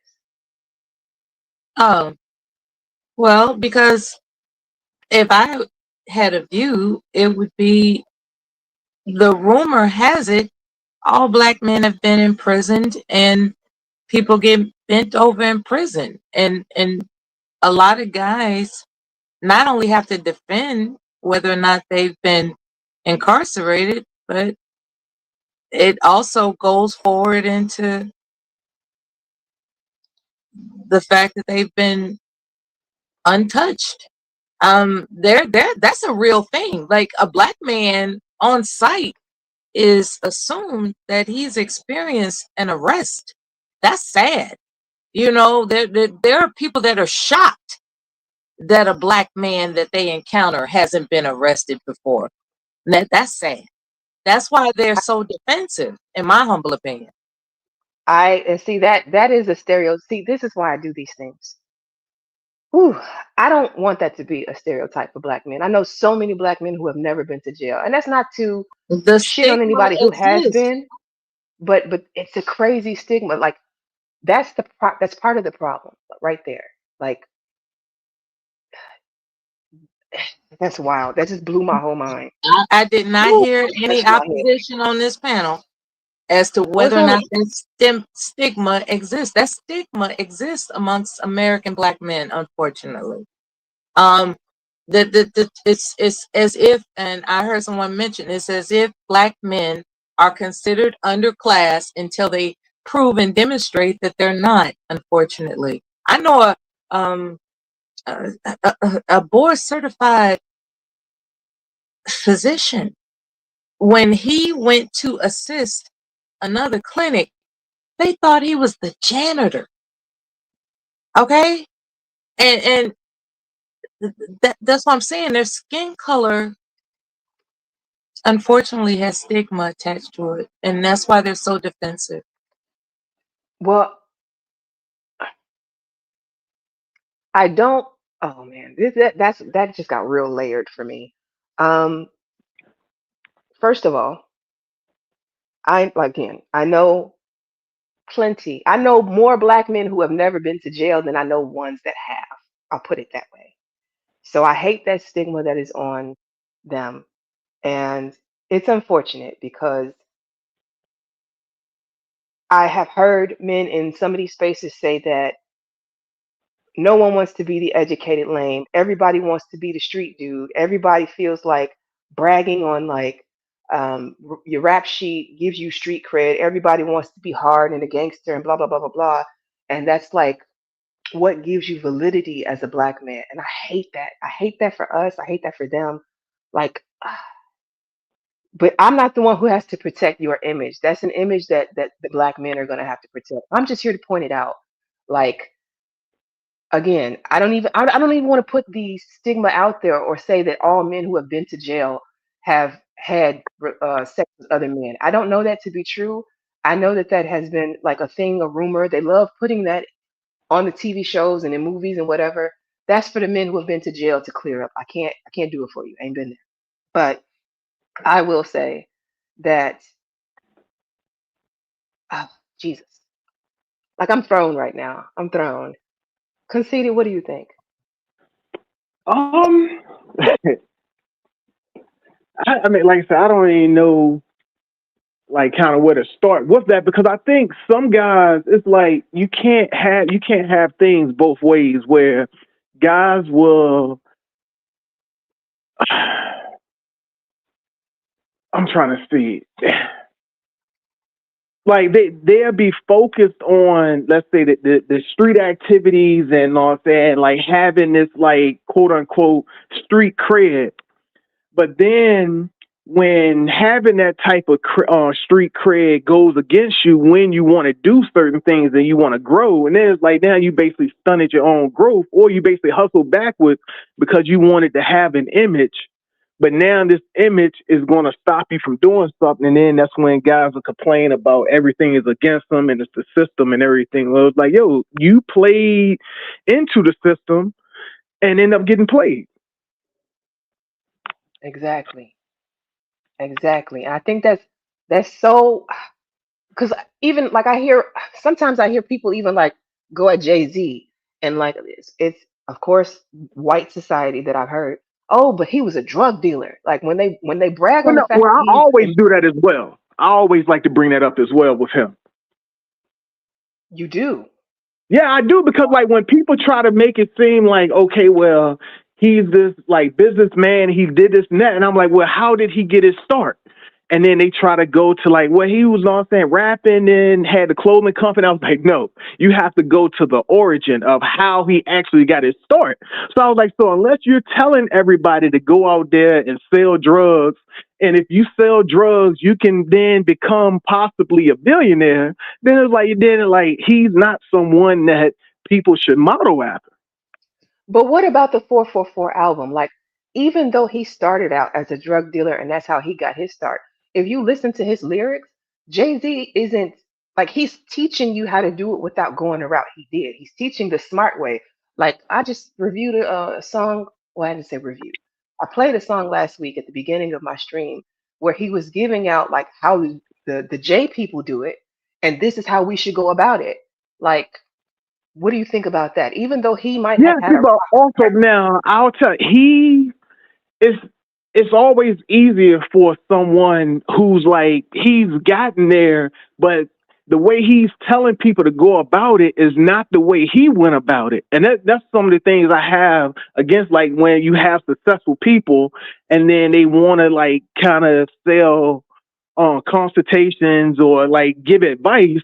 And then it's like, but you're giving people advice for something that you didn't do. This isn't how you became the person you became, but you're giving somebody else a different blueprint. And I feel that's kind of disingenuous. But do we discount that though? Because okay, follow me with this analogy, right? You go to a new area, it's a mountain. You're the first person there. You got a truck and dig your way through. You get to the top of the mountain. By the time you get to the top of the mountain, you find out they're building a road which came straight up the mountain. That road is the shortcut. You didn't know anything about that road. You fought your way through though, through the bush, chopping stuff down to get to the top of the mountain. Now you see as people trying to come behind you. Instead of telling them to take the hard road that you took, you say, hey, there's a paved road over there. And I didn't learn after I got to the top. that you could have took that paved road, and I think you should do that instead of going the route I went. Do we discount people for getting the knowledge and then coming back to tell us, hey, I did it this way, wasn't necessarily the best way. Here is a better way. Even if they didn't do it, they may know enough people who they are now in league with who did do it that way that they can attest to. Do you see what I'm saying? No, not right there. No, I'm not different because Hold on. Your audio is breaking up. Your audio is breaking up real bad, and I want to hear you. Can you hear me now? Can you keep talking? Yeah. Okay. I'm saying, like, I speak from experience with that because I know things that I did to start some of the adventures I've gotten into. Then it's like, if anybody else wanted to get into, I wouldn't tell them to start like I did because things change over time. But it's like, but also I like to tell people as well, like, if someone comes to me for some type of, and then they ask me, hey, well, what did you do? And I'll say, hey, this is what I did. However, now these are the ways that you should try it. But then everybody else you should always try to do things your own way, because if you try to mimic or follow directly in somebody else's footsteps, then like you're hurting yourself, because then like the missteps that they had may not be the same for you. So that's why you just always kind of go on your own path, even if you don't need a little guidance. That makes sense. I see what you're saying with that. Mella, what do you think? I think he's right. Everything he said, I find no lie in it. Okay. So does that take away from the success that Jay-Z has had now? Like, because he had the start that he did with Street Money, does that now mean that the success is diminished because of it? No, I know. I would never take away somebody's success. But let's say that's the same for, let's say if somebody was their dad was the VP of this Fortune 500 company or CEO of this company. So then you growing up and you'll have people in college knowing that, hey, well, once I graduate, I already got this right here. And then eventually they get into different roles. And then let's say 10, 15 years go by and you see that person's successful, but then like the way they got it wouldn't be the same for somebody that didn't have the connections for us having a dad that was there. So that's what I'm saying. So I wouldn't diminish that person's success, but I still would look at it like, okay, it's not weighted the same. Not weighted the same. Okay. Do you understand what he's saying by that? You understand? I mean, I do. Okay. I get it. I understand what he's saying. I do. It still makes me scratch my head, so I understand what he's saying. I'm gonna need to process that to see if I agree. Hold on one second. If Michael Jackson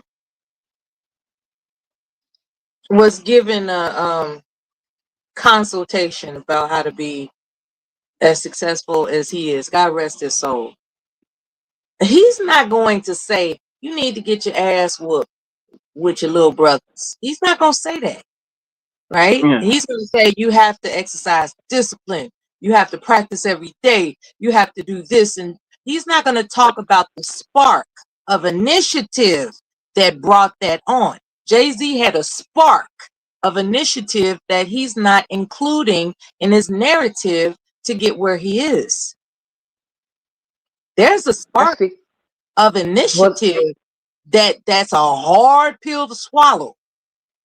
You know, that makes someone like a Jay-Z. Like Jay-Z didn't just wake up one day and be like, I'm going to look for some consults about how I could be. He know there is a seed planted of origin from something that a lot of us wouldn't want to go through. And he won't reveal that. What he will reveal is item by item, step by step. This is how it came out, as opposed to this is how I began. Now, he'll tell you he was a drug dealer. Of course he will. He'll tell you I had to beat that block. Now I beats the block. Of course he will. But what he won't tell you is what hunger feels like, what scared feels like, what being beat down feels like. He won't tell you the feel like, he'll tell you the get to. And that's what the difference is. The feel like that it takes to the get to are two different components. And that's what I'm understanding. I Sorry have a if I'm question. preaching. I have a question that I wish if I ever got the opportunity to have a conversation with Jay-Z, I would only ask him one question. And the one question would be, if you could go back and do it again, now that you have this information, the jewels that you've been dropping since you became rich and you've been trying to put people on, if you had that knowledge at the time when you had the choice to become a drug dealer or not, would you have followed your own advice that you are giving now? Or would you have still gone the route of the drug game? That's what I would Oh, want to that's know from him. yo, yeah. Hey, that's a deep question right there. That's interesting. It reminds me, and I know I sound selfish saying this, it reminds me of the best decision I ever made in my life in joining the Air Force. Would I do it over again? And if so, what would be different? Yeah, there are things that I would have done differently. Yeah, absolutely. And I don't know him from a can of paint. I just know his fame. I bet you there are some things he wish he had avoided, knowing that he knows what he knows now. Jay-Z, if this ever makes it to your ears, you ever feel like explaining that in an interview for us one day? I would like to know. I genuinely would like to know that. If you could go back and do it all over again with the knowledge you have now, would you still have gone the drug route? Or would That you would be follow your own advice? that would viral into the stratosphere. That would, yeah. Throwing it out there. Okay, let me get to some of these comments. And you guys Let can it be continue to talk. done. I want to get caught up on the comments because I haven't shown. And Beige, Lives Matter. Thank you for coming in. I missed you earlier. Thank you. So I'm going through them now. Let me see. Let's say this. Jay-Z's message is better than Dame Dash calling people dumb and a boss. You know what? And that's true. As much as we may, find fault with Jay-Z for how he came up, at least he's not telling all black people they're dumb because we aren't all business owners. I think Yeah, I mean, that but was and I hate when like black people say it's like, yo, it's crazy. It's like, because if everybody's a business owner, who's going who's going to run your business? So you need workers. exactly. It's like, yo, it's yin and yang. It's not possible for everybody to be a business owner. You're exactly right. It would create an imbalance. And then here's the thing. If you've never run a business, you really don't know what it takes. So many people jump out there to go start a business, have no business sense, have no business plan. They've never ran anything in their lives, and then they wonder why they fail. There's no planning. It's just a great idea that dies on arrival in a lot of times. Yeah, and most people Everyone, don't realize when you run a business. No, go ahead. It's just a great idea. You're right. so the problem is, in order to be a good business person, you still have to learn. You have to be a learned person. You have to, and I'm not saying necessarily from school, but there are programs in your area that will teach you how to do certain things to create a good business model and to run it successfully. You got to know QuickBooks. You got to know there's a lot. Like, I mean, not necessarily QuickBooks, but accounting. Like, there's a lot that goes into it that people don't even consider. And so for Dame Dash to put that on black people, like you're a failure as a man or a failure as a woman, if you aren't a business owner, everybody don't want that stress. A lot of business owners never get time off. They are 24/7 Yeah, in it. 24/7. Yeah, yeah. Absolutely. And so when they do take a day off, they treat that precious because that's money lost. Where you or I, if we are off work, we get paid. It's PTO. A business owner, when they are off work, doesn't get paid if they don't have residual income coming in. Your money needs to be making money in the sleep. That's the part that Dame Dash wasn't really talking about. So Yeah, I but think then that it's also people really, don't think they don't know about like far as business owner. Then it's like once you're a business owner and then you have employees and you got people underneath it, now it's like you consciously have to like you take on everything that they got going on, and then also you don't want things to fail because now not only do you have your stuff and your family, you have other people's families and well-being that's kind of like you are like not in control of, but you kind of like help out other families as well. So it's like that just that added stress at times.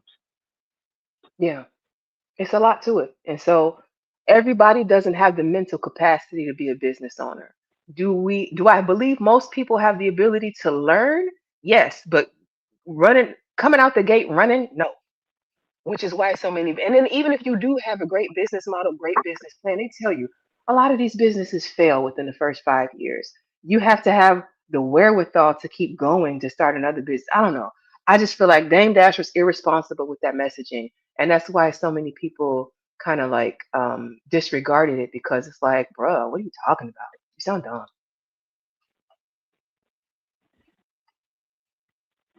Okay, we're going through some of these comments. Okay, I'm trying to stay away from y'all's like back and forth personal comments. Okay.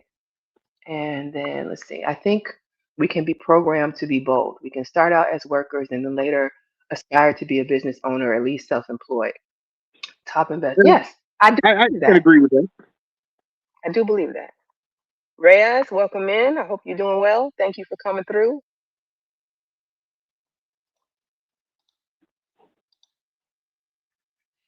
Okay, so I can take Dame down. We're done with Dame. Dame did his job in providing some of the content here. So I don't Well, know. What do you guys think? I want to say shout out to our brothers and sisters in attendance and stay tuned. Be sure to like, Yeah, subscribe, and share. And donate thank if you you for that. can. Thank you for that, Mela. I appreciate that. For anybody who's in here, if you can hit the like button for us, I appreciate that. Thank you to everybody who went over to Twitch. Choco Kitty, I appreciate you being over there for me. It's really going to help to get the Twitch channel up and popping. Erica, thank you for coming through, Erica Loves. Appreciate that. Thank you for the cheers. I hope that you guys have enjoyed the content so far, like what we've been talking about this evening.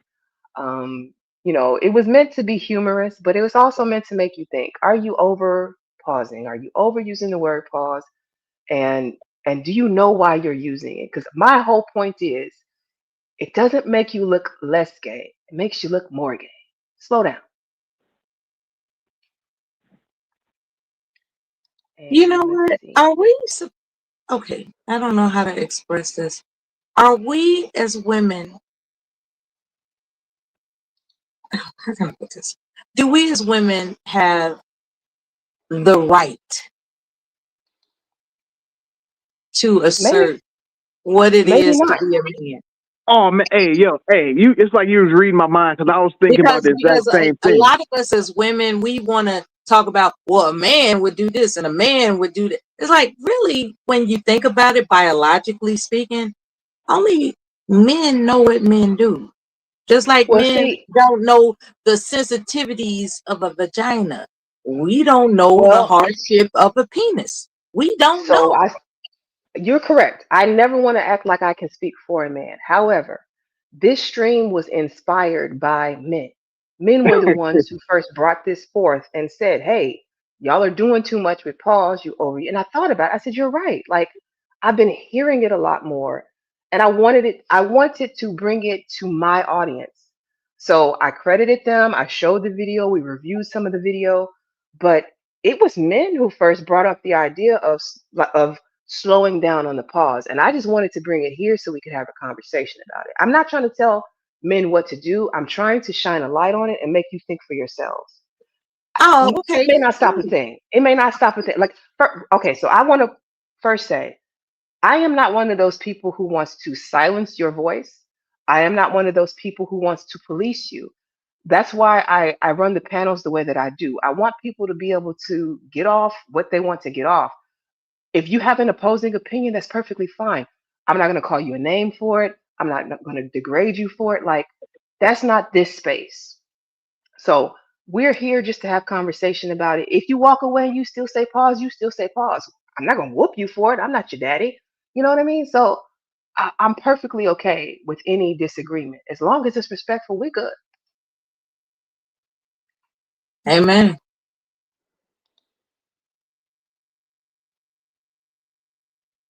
So yeah, I don't know. I just wanted men to think because like as a viewer and a listener, when I sit in spaces and I listen to panels and I hear pause, pause, pause, pause, pause. It's distracting. It takes away from what's being said. And I don't know. I just feel like it's unnecessary. Again, just my opinion. You are grown people who are free to do whatever you want to. We have freedom of speech in the First Amendment. Folks are gonna say what they want to. I don't have a problem with it. So, Right. okay, outside of that, how do you feel when men approach you for your physicality? You know, you have a very beautiful avatar, very alluring, as a matter of fact. And when you're trying to discuss a serious topic and some man joins the panel and he's, you know, you could practically sense his tongue out, how does that make you feel as a serious content creator? I haven't had any men be disrespectful who's hit my panel. Most of them come up, people will give compliments. I'm never going to turn down a compliment. I appreciate them. But at the same time, I let men be men. I haven't had anybody come up and be downright like Nah. disrespectful to me. Right. If Okay. that ever happened, I would shut that down. But I think Okay, that's my good. very first stream, I had one person try me and I had to block them. But I mean, men are gonna do what men do. I'm never gonna stop them from that.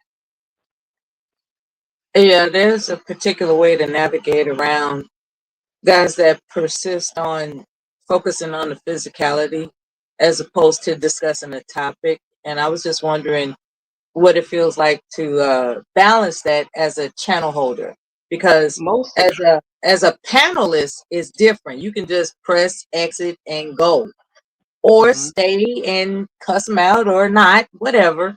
But as a channel holder, you being responsible for the live stream existing in the first place. I was wondering if people know how to navigate adversity in this regard. That's all. I will say most of, if not all, like I said, except for one, have come up here and contributed to the conversation. And in fact, I like it when they do that because I feel like a lot of, I don't see a lot of women's spaces where men will come and have conversation. I feel like a lot of the men don't like to do that because they feel like they're going to get male bashed. Um, but this is a place where, like I said, as long as it's respectful, I'll let everybody have their voice. That's all I care about. Like, say what you got to say. We'll listen to you. We'll hear you out. As long as it's on topic. If it's off topic, I'll redirect the topic. But I haven't had anybody come up and be um, so enthralled that they couldn't have the conversation. They come up and they present. That's beautiful, Candy Cane.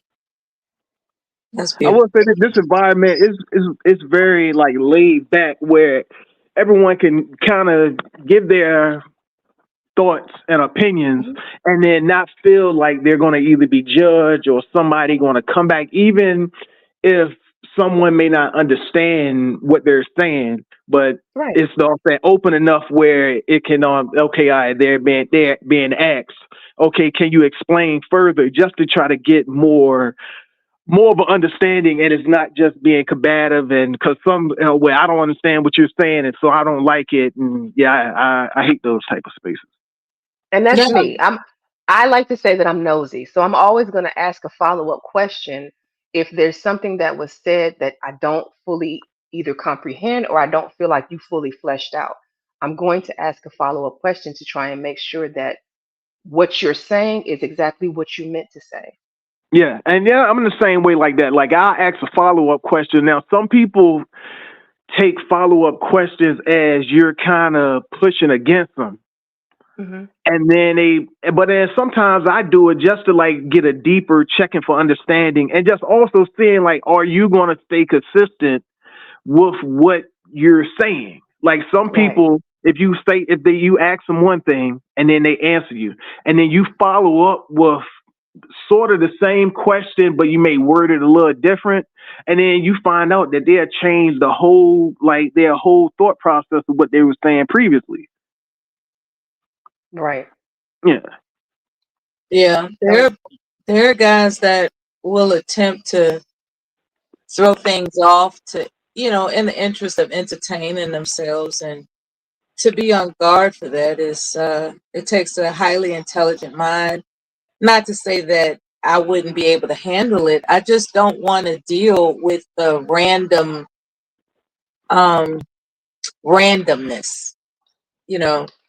I would like to pick and choose when I deal with randomness, and when one is confined to entertain an entire, or rather conduct an entire live stream, you're locked in. You're locked in, and whomever you would invite to discuss the topic, and they throw it off, especially with something salacious as to, do you know how to cook? Just we're talking about we're talking about politics, and you want to know, do I know how to cook? It's just that kind of thing would just really infuriate me. And shout out to everybody that's a channel holder. You have more patience than God, because I'm not gonna do it. Well, I'm not I'll gonna tell deal you with the randomness when I'm in control. what I would do if I was worried about random people. For one, I can see who I'm letting up. That's why I don't even use the banner right now, because most people who have come up have been authenticated already, so I can see the names. I know who's coming up. The other thing is that if I was worried about random people's opinions, I would do a closed panel. So sending out the StreamYard link to individual people and just Oh letting yeah, them to come their up versus email. having, Yeah, I know somebody yeah, that does that. That you're not getting on the panel unless they have your email. I know people that do that, but they've eventually changed their mind because it's not the same oomph, as right. what they were accustomed to. Some channel holders enjoy the randomness because it stimulates brain activity and how they can juggle and navigate facilitating a group.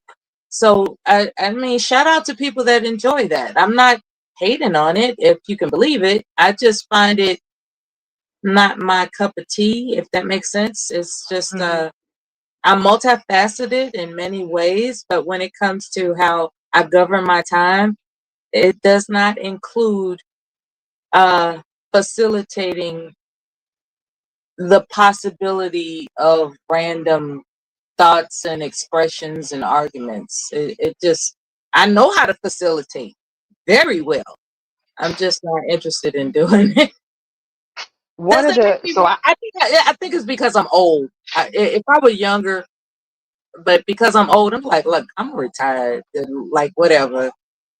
it could just be not your cup of tea. Not everybody wants to be a channel holder and wants to host panels. Some people just want to put out pre-recorded content. Like if you decide to be a creator in these spaces, you have a lot of different avenues, different ways to go about doing it.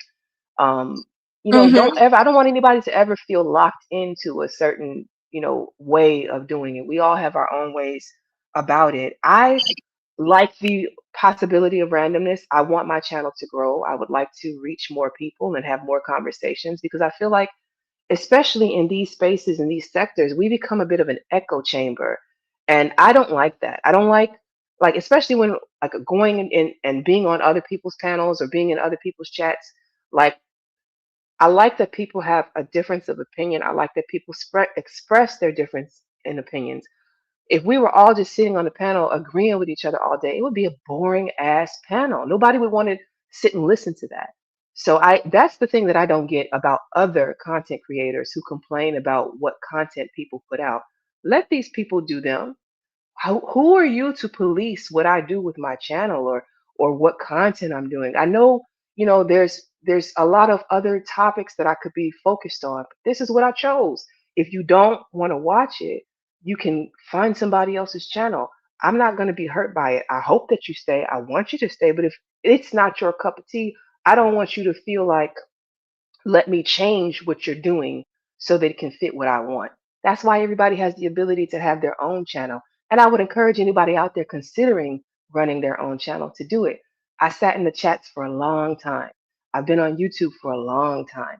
And it wasn't until last year that I got the inspiration to kind of step outside of it. It started from being in the chats, then I hit a few people's panels, and then I hit a few people more panels. And then, I heard feedback like, you should go ahead and start your own channel. I was like, you know what? Why don't I? It was something that really I hadn't considered, very tough, but once the seed was planted, then I can't go back now. Like, this is something that I enjoy doing. I like having people here, having these conversations, and whatever I'm inspired by to become the content is going to become the content. That's just it. That's what's up. Yeah, that's what's up. I appreciate hearing the origin of your inspiration. I appreciate the fact that people are aware of you, they embrace you, they look forward to you, your presence everywhere and anywhere, including your own channel. I had no idea that you're not a newbie. You've been exposed to this shenanigans and you want to dive in and make it flourish. I appreciate hearing that. Mela, I got a secret. I got another confession. I done done a lot of confessions in this stream. I've been it's confession time. This is why I have not Another memory. confession. So I got a notice from YouTube on my YouTube anniversary. This channel is 18 years old.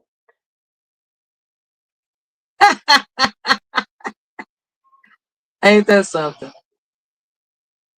I could have had a grown child in the time frame that from when I first joined YouTube until today.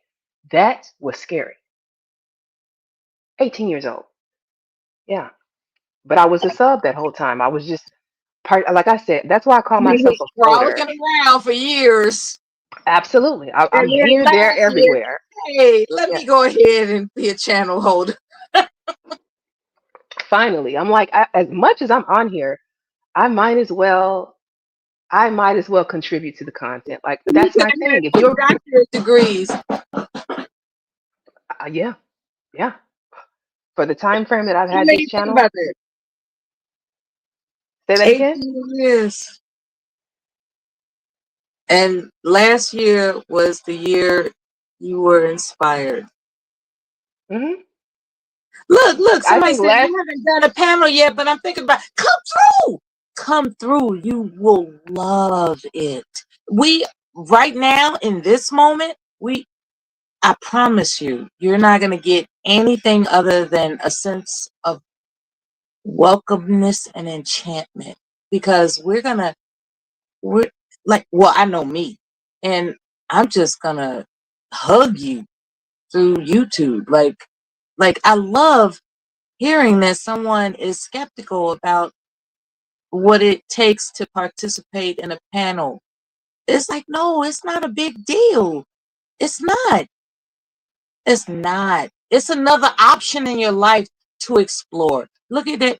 Look at it like that. It's just another option to explore and communicating. That's it. It doesn't have to be good. You know why? Because you can leave whenever you want as a panelist.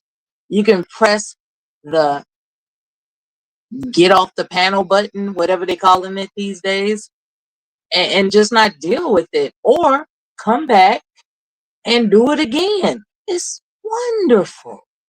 And see, Get the link. I want to meet you. Irby is somebody who does make content. I think he puts out shorts, is what I've seen so far. But I think that, like I was saying, people have different ways they go about creating content or being a contributor. So now he's considering hosting a panel or being on a panel. I think you should do it. You absolutely should try it out at least once. See if it's your vibe. It may not be, but you won't know until you try it. And hello, Next Level. Thank you for coming through. I appreciate it. When I first got on the panel, how long? I guess it was maybe 10 years ago, a decade ago. I was just looking up information and forwarding whatever I like to a different platform for my future review. And I ran across this person who was commenting on a topic I'm in agreement with, such as nutrition. He was so hilarious. Hilarious. And I found out during that, because you got to keep in mind that the software of YouTube has evolved over time. So at that time, I think it was there's some other kind of way to join a panel. My point is that I found the channel and I couldn't believe that I encountered what's called now a live stream. I'm like, oh, this guy's talking in real time. This is new technology I had never experienced before. So it was fascinating. And then I found out you can type in what's called a chat room. And I didn't know what to type. So I just kept typing hilarious, hilarious. And eventually he invited me to join a panel. He sent the link, whatever that was at the time. And I was like, you mean I can socialize with the people you're talking to right now in real time? He was like, yeah, come on. And there was instructions on how to get on there. I found a way to get on there, and I'm just sitting there, I'm sitting there like a virgin at prom. Like, okay, what do I do now? It was like, just say something, say whatever is on your mind. I said, I was just looking up nutrition, and he's into nutrition. And he invited me to be here. I don't know what to say. And then they started smoothing me out, Candy Cane. And it was like, no, you got to say something. That's when they started getting mean with me, right? No, you got to say something. You can't just be here decorating the panel. It was pseudo intimidating. And I said, well, we can sing some songs. I don't know any of you from a can of paint. There's nothing for me to critique or comment on, but we can sing some songs. And they started laughing at me, right? And it was like, oh, she want to come up here to sing songs. I was like, well, I don't know what to say to you people, but fortunately the channel holder liked me. He liked me. And eventually it worked out. But then of course, haters come and go on channels, and you eventually get inducted into mean-spiritedness, right? It's your intention to be gentle, considerate, and thoughtful. But eventually you get inducted to mean-spiritedness in these Black YouTube spaces. Eventually. They bring something out of you that forces you to consider whether or not you're going to stick and stay or step back. I didn't step back. And would I do it all over again? I don't know. Because I've said some irreversible things that were very harmful to people. Not necessarily lies, by the way, but it was unnecessarily harmful. And I didn't really want people to be exposed that I was capable of that. But there is a such thing as being defensive. And I don't know why. And I was wondering, I said all this to ask you, Candy Cane, why is it that I was compelled to defend myself with strangers that matter not to me? What is that about my personality? It's like, I don't know these people, but the moment I hear an insult, there I go. And I rev it up and I drive it and it's recorded. And guess what? People mention it later. Like, there was no reason for me to do there was no reason for me to perform some of the antics that I have. And I don't know, as the adult woman that I am today, I don't know what that type of personality is. Like, some people like to fight.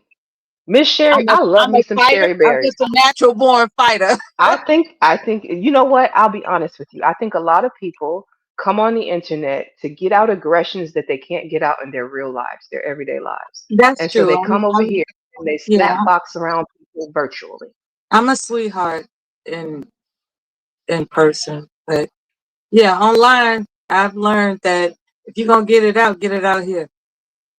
Right, because it's safer. Like, you can cuss somebody out in Texas, or you can cuss somebody out in California. They're not gonna pull up to your door in Chicago versus you going off on somebody in your real life, and then now you have to deal with real life consequences. Like, You know, most things that people do on here is threaten to dox and put your information out there. Once you've been doxed, then what? Who's going who's going to pull up on me? If you're not pulling up, then what are you doing? So, yeah, people like to come on here and fight. We have a whole beef sector where people go over there and they slap box each other around and do whatever they got to do. They call it the verbal Olympics. Because that's Verbal pretty much what it is, the verbal Olympics. It's like all we're doing is talk. You ain't gonna do nothing. All we doing is talk. Until it gets like Vegas. That's the problem. When you start going back and forth with somebody who can reach out and touch you, you might want to slow down. But other than that, I don't know. I'm not. Yeah, I'm not gonna interested lie. in paperwork. Yeah, I'm not. I don't want to do no paperwork. Like, filling out forms about why you killed somebody and all that shit. I'm not interested in that. I'm lazy. I don't like paperwork. Yeah. I said that shit is weak. I ain't gonna lie. I thought about it. It's like, it's not even significant in my life to talk to online people. It matters not, because I'm not a content creator. I'm not looking for monetary value or what have you. What I'm trying to figure out why I have an affinity over the span of a decade that I do for people that I actually, literally, functionally have not ever met. I've not ever met Bomb Cherry. I have not ever met Platinum Elite. I have not ever met Auntie. And many significant others that I'm sure I can remember in my heart. But right now, I'm just saying, I have not physically, met anybody, but they have I have an affinity for them. Like, so it would hurt my feelings if something happened to these people. It would hurt my feelings. And I don't know why. Would that be a parasocial relationship? Parasocial? Oh, that's a word I can look up. Thank you. Because I haven't sought counseling about it because it seems silly. It's like, I'm not going to, go seek counseling about, why do I care about these YouTube people? I'm not going to do that. But there is a word that I want to deep dive, and you just introduced parasocial attachments. Is that what I should type in? You can type in parasocial attachment or relationship. Yeah, I think if I I'm don't have not a mistaken, I think relationship that with might. anybody. But an attachment, like in my Yeah, an view, an attachment. affinity, where like if I hear something bad about the people that I've been introduced to over a decade, no matter what kind of scrounges we've had, insults and just throw down fights verbally we've had, I will always, as best as my mind is capable of holding, their memory, and I want them to be all right. I literally do, and I don't know why. It's like, I mean, I don't think there's anything wrong with putting out positive vibes into the universe, positive energy towards people. I don't think there's anything wrong with that. If you have an affinity for these people and you put out positive energy, you want them to be all right, you actually care. What's wrong with that? I think we need a lot more of that in the world, don't you? But then we don't It's talk. when you want to fight with them that would be concerning. If you just want to wake up, like there's people who wake up every day and just come on here and choose violence and start problems and want to have fights because they like storylines. If you're a content creator, I could understand wanting to start storylines because from what I understand, it builds channels. If I was to go back and forth and want to beef with somebody, I probably have over 1,000 subs right now because people want to see the drama. But that's not what I'm wanting to curate for my space. No. Amen to that. I had a vindictive episode today. However, push comes to shove, I want the best for that man. I just had to get my get back. And when you mentioned that it's something about me that's a fighter, that's probably what it is. It's like, I'm not gonna let him get away with doing me like that on that panel. I'm gonna catch him the next time and I'm gonna give him a piece of my mind. And that's vindictiveness, of course. Nonetheless, I want the best for him and everybody else the same, you know. So Yeah. that's kind of weird, you know. It's like I'm gonna cuss you out, but I want the best for you. That's weird. I think a lot of people have that That's weird. that that fighter spirit in them. Especially, I think most people in these spaces have some version of that in them. It's just how much of it you control and how much of it controls you. I truly believe that. And welcome in, King Picks. We were talking about the word pause, but now it's an open topic. We can talk about whatever. Probably not going to stay on much longer, maybe another 15 minutes or so, because I'm starting to get hungry. But yeah, that's where we started. I hope that you can catch the playback and maybe give me some of your insights on what you think was said. But yeah, Mela, I mean, again, I would ask myself, why do you want to argue back and forth with random strangers? That's the thing for me. Like, I don't find joy going into panels and channels and just fighting back and forth with people. Now, I'll watch it. Don't get me wrong. I will sit in the chat and watch people fight back You've and been forth. watching it for 18 years. That's my toxic trait right there. I'm gonna watch y'all crash out. Am I gonna participate in it? Absolutely not. So, you do what you want to do, of I course, but think as far as introspection goes, as I have dived deep into answering my own question, I would say there was a time I did not believe I could communicate as effectively as I do. There was a time I actually believed that, as I always thought I would be tongue tied in any given situation. Um, those types of things, right? So when people play these gotcha moments and they play back an argument between you and somebody else, and you hear how articulate and gifted in a conversational tactic you are, that's a fist pump. That's like, oh, wait a minute. I'm not a stuttering, stupid Sally after all. I actually am an effective communicator and I like it. And so I all right. practice it. So you But sharpen your claws here. That's what you're saying. This space has helped to sharpen your claws and make you more effective in a heated argument at communication. it's better to have it and not need it than to need it and not have it. That goes for most things in life. Because it is confirmed I'm an effective, compelling, formidable communicator. It's better than have it's better for me to have that than to just watch other people do it. I've developed this over time with many people from around the world.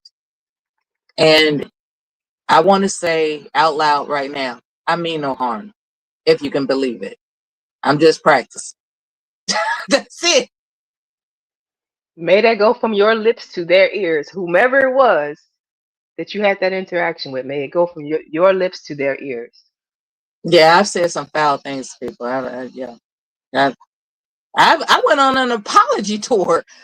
What, 5 years ago? I went around apologizing because it was so vile. When you catch somebody off guard with some of the atrocious things that I've said, I put myself in their shoes. It's like that is emotionally damaging. I don't want to go around hurting people, but I don't want anybody to punk me out either. So I turned it up too much, you know. But then people turned it up on me too, accusing me of being inebriated all the time and all this other kind of fake rumor stuff. There's all kinds of fake rumors out there that people start, and sometimes you do have to shut it down by being more than assertive. Hmm. And I don't find any fault in defending myself. I find it disappointing that there was a time like 7 years ago, it was fun to make fun of people. I don't like to make fun of people. I really don't. but about 7 years ago, I made that a habit. 10 to 7 years ago, I made that a serious habit.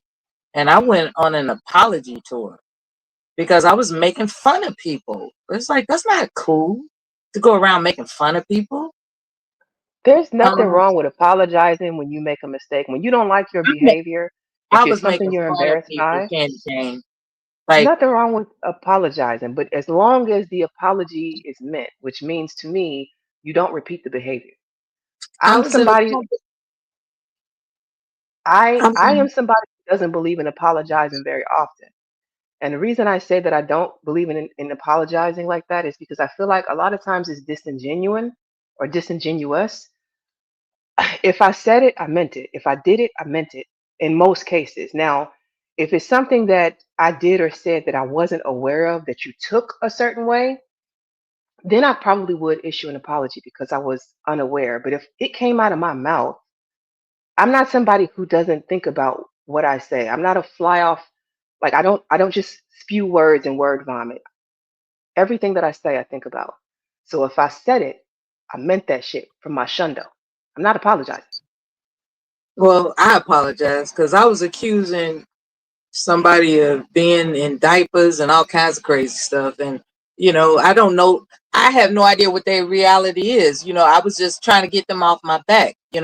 I took whatever information that they had revealed about themselves and I pieced some stuff together and I just made an entire stand-up comedy show about it. And it was Cool. it You know was what? terrible. It was terrible. And you know, it was in retaliation to some slick comment toward me. And I'm the type of person, if you come at me with a flat swatter, I got a hammer waiting for you. I'm just a fighter, as you have mentioned. And, Mhm. that, as it turns out, I actually like that woman. I actually I admire her. I admire her fortitude. I admire her resilience, but it was just a matter of time before her and I clashed over some sarcastic remark. She made a sarcastic remark, and I turned it into a stand-up comedy show. And it was cruel. And I apologize for it. I don't even know where it came from. Maybe I was drinking that day. I don't know, but I said some cruel shit, baby. Cruel. Well, And now you know that is an now aspect of I you. don't want to do that any longer. But I have to be ready for if somebody does it to me, Candy Cane.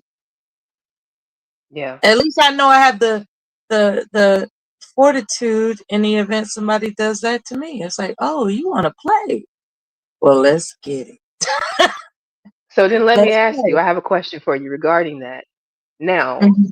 you had other people who have like tried to trigger you or said things to you. Do you accept their apologies when they come back to you if they've ever offered you an apology? Sure, I do. I don't. It's not up to me to believe it. It's in their heart to say it, and who am I to deny what they have to say? It would be further cruel for me to say you didn't mean that, B. You didn't, like, well, who you think you talking to? Keep you swallow your no. In the event that someone apologizes to me, I'm gonna say thank you and leave it there because I've learned thus far that Alicia said it. Alicia said it. At least you respect me enough to tell me what's on your mind that's not insulting me. Like, after all this time that you've insulted me, you decided to take this time in history to not insult me. Thank you. It's different. I appreciate it. And that's the way I look at an apology. That's different. Thank you. Because I'm accustomed. You know what I'm saying? That's different. It's like they wouldn't apologize if it wasn't some sorrow. Not sorrow. If I had it to do over again, or rather, I guess I did too much. You know, if it wasn't some reflection going on, they wouldn't. Maybe. Yeah, you know, Maybe some people not though. that just want to apologize just to be apologizing. You can pick up on that too. Yeah. And you hear the difference. You can hear the difference between somebody that is beating themselves up. They're beating themselves up about it versus somebody's like, well, let me go ahead and put it on the record that I apologize. You know, you can hear the difference. You can hear the difference. See, the difference for me is an apology without changed behavior is just empty words. I don't do well with empty words. So I will accept an apology. I'll give you the opportunity to show me that you meant it. But once I see that the pattern of behavior hasn't changed, then yeah, what are we doing? People don't usually mean their apology because and that's my humble thought. When it comes to my behavior, I could say, for instance, today, I'm tired of YouTube. I can't take this anymore. I'm gone. I'm gone. Where am I next week or tomorrow? You know, back on YouTube. So a lot of people don't mean what they say, but at least they said it. Yeah. At least they said it. You know, it's if I had a nickel for every time people wanted us to take them seriously, wow, so much wealth to be had. You know, it's like, are we really that in tune with sincerity amongst one another? Or are we just talking? We're just talking. I hate to burst anybody's bubble, but we're just talking. There are so many people that swear to themselves, I can't stand this person, or I'm leaving YouTube, I'm going to another sector. But they creep themselves right back into the clouds and listen, or they join the panel of who they declared was their enemy. These are human beings we're talking about that are just talking. That's why I don't take a lot serious. Like when people get to going, You they are can't, giving opinions. They're right? running their mouths like they don't know. You don't know me personally. Like, But it's so I don't. entertainment. In the meantime, it's entertainment. I do want to play. I have, okay, so I want to say thank you for the Cash App donation. I appreciate you very much. I do have a money song that was created by DJ Witch Doctor for me, and I want to play that for you all right now. And then when I come back, we're going to get final thoughts and get out of here because my stomach and my back are clapping. Hold on one second here. Okay, money song, money song. Where are you, money song? That's what's up. They made you a song. Yes, DJ Witch Doctor is a very gifted creator. And here we go.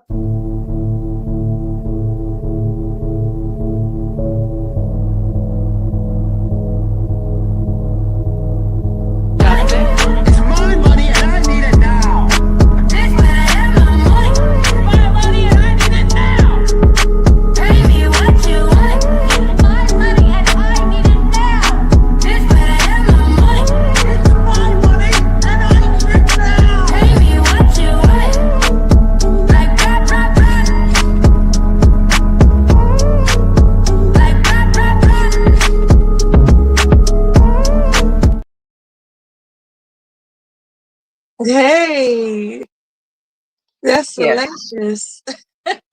I like Yes. it.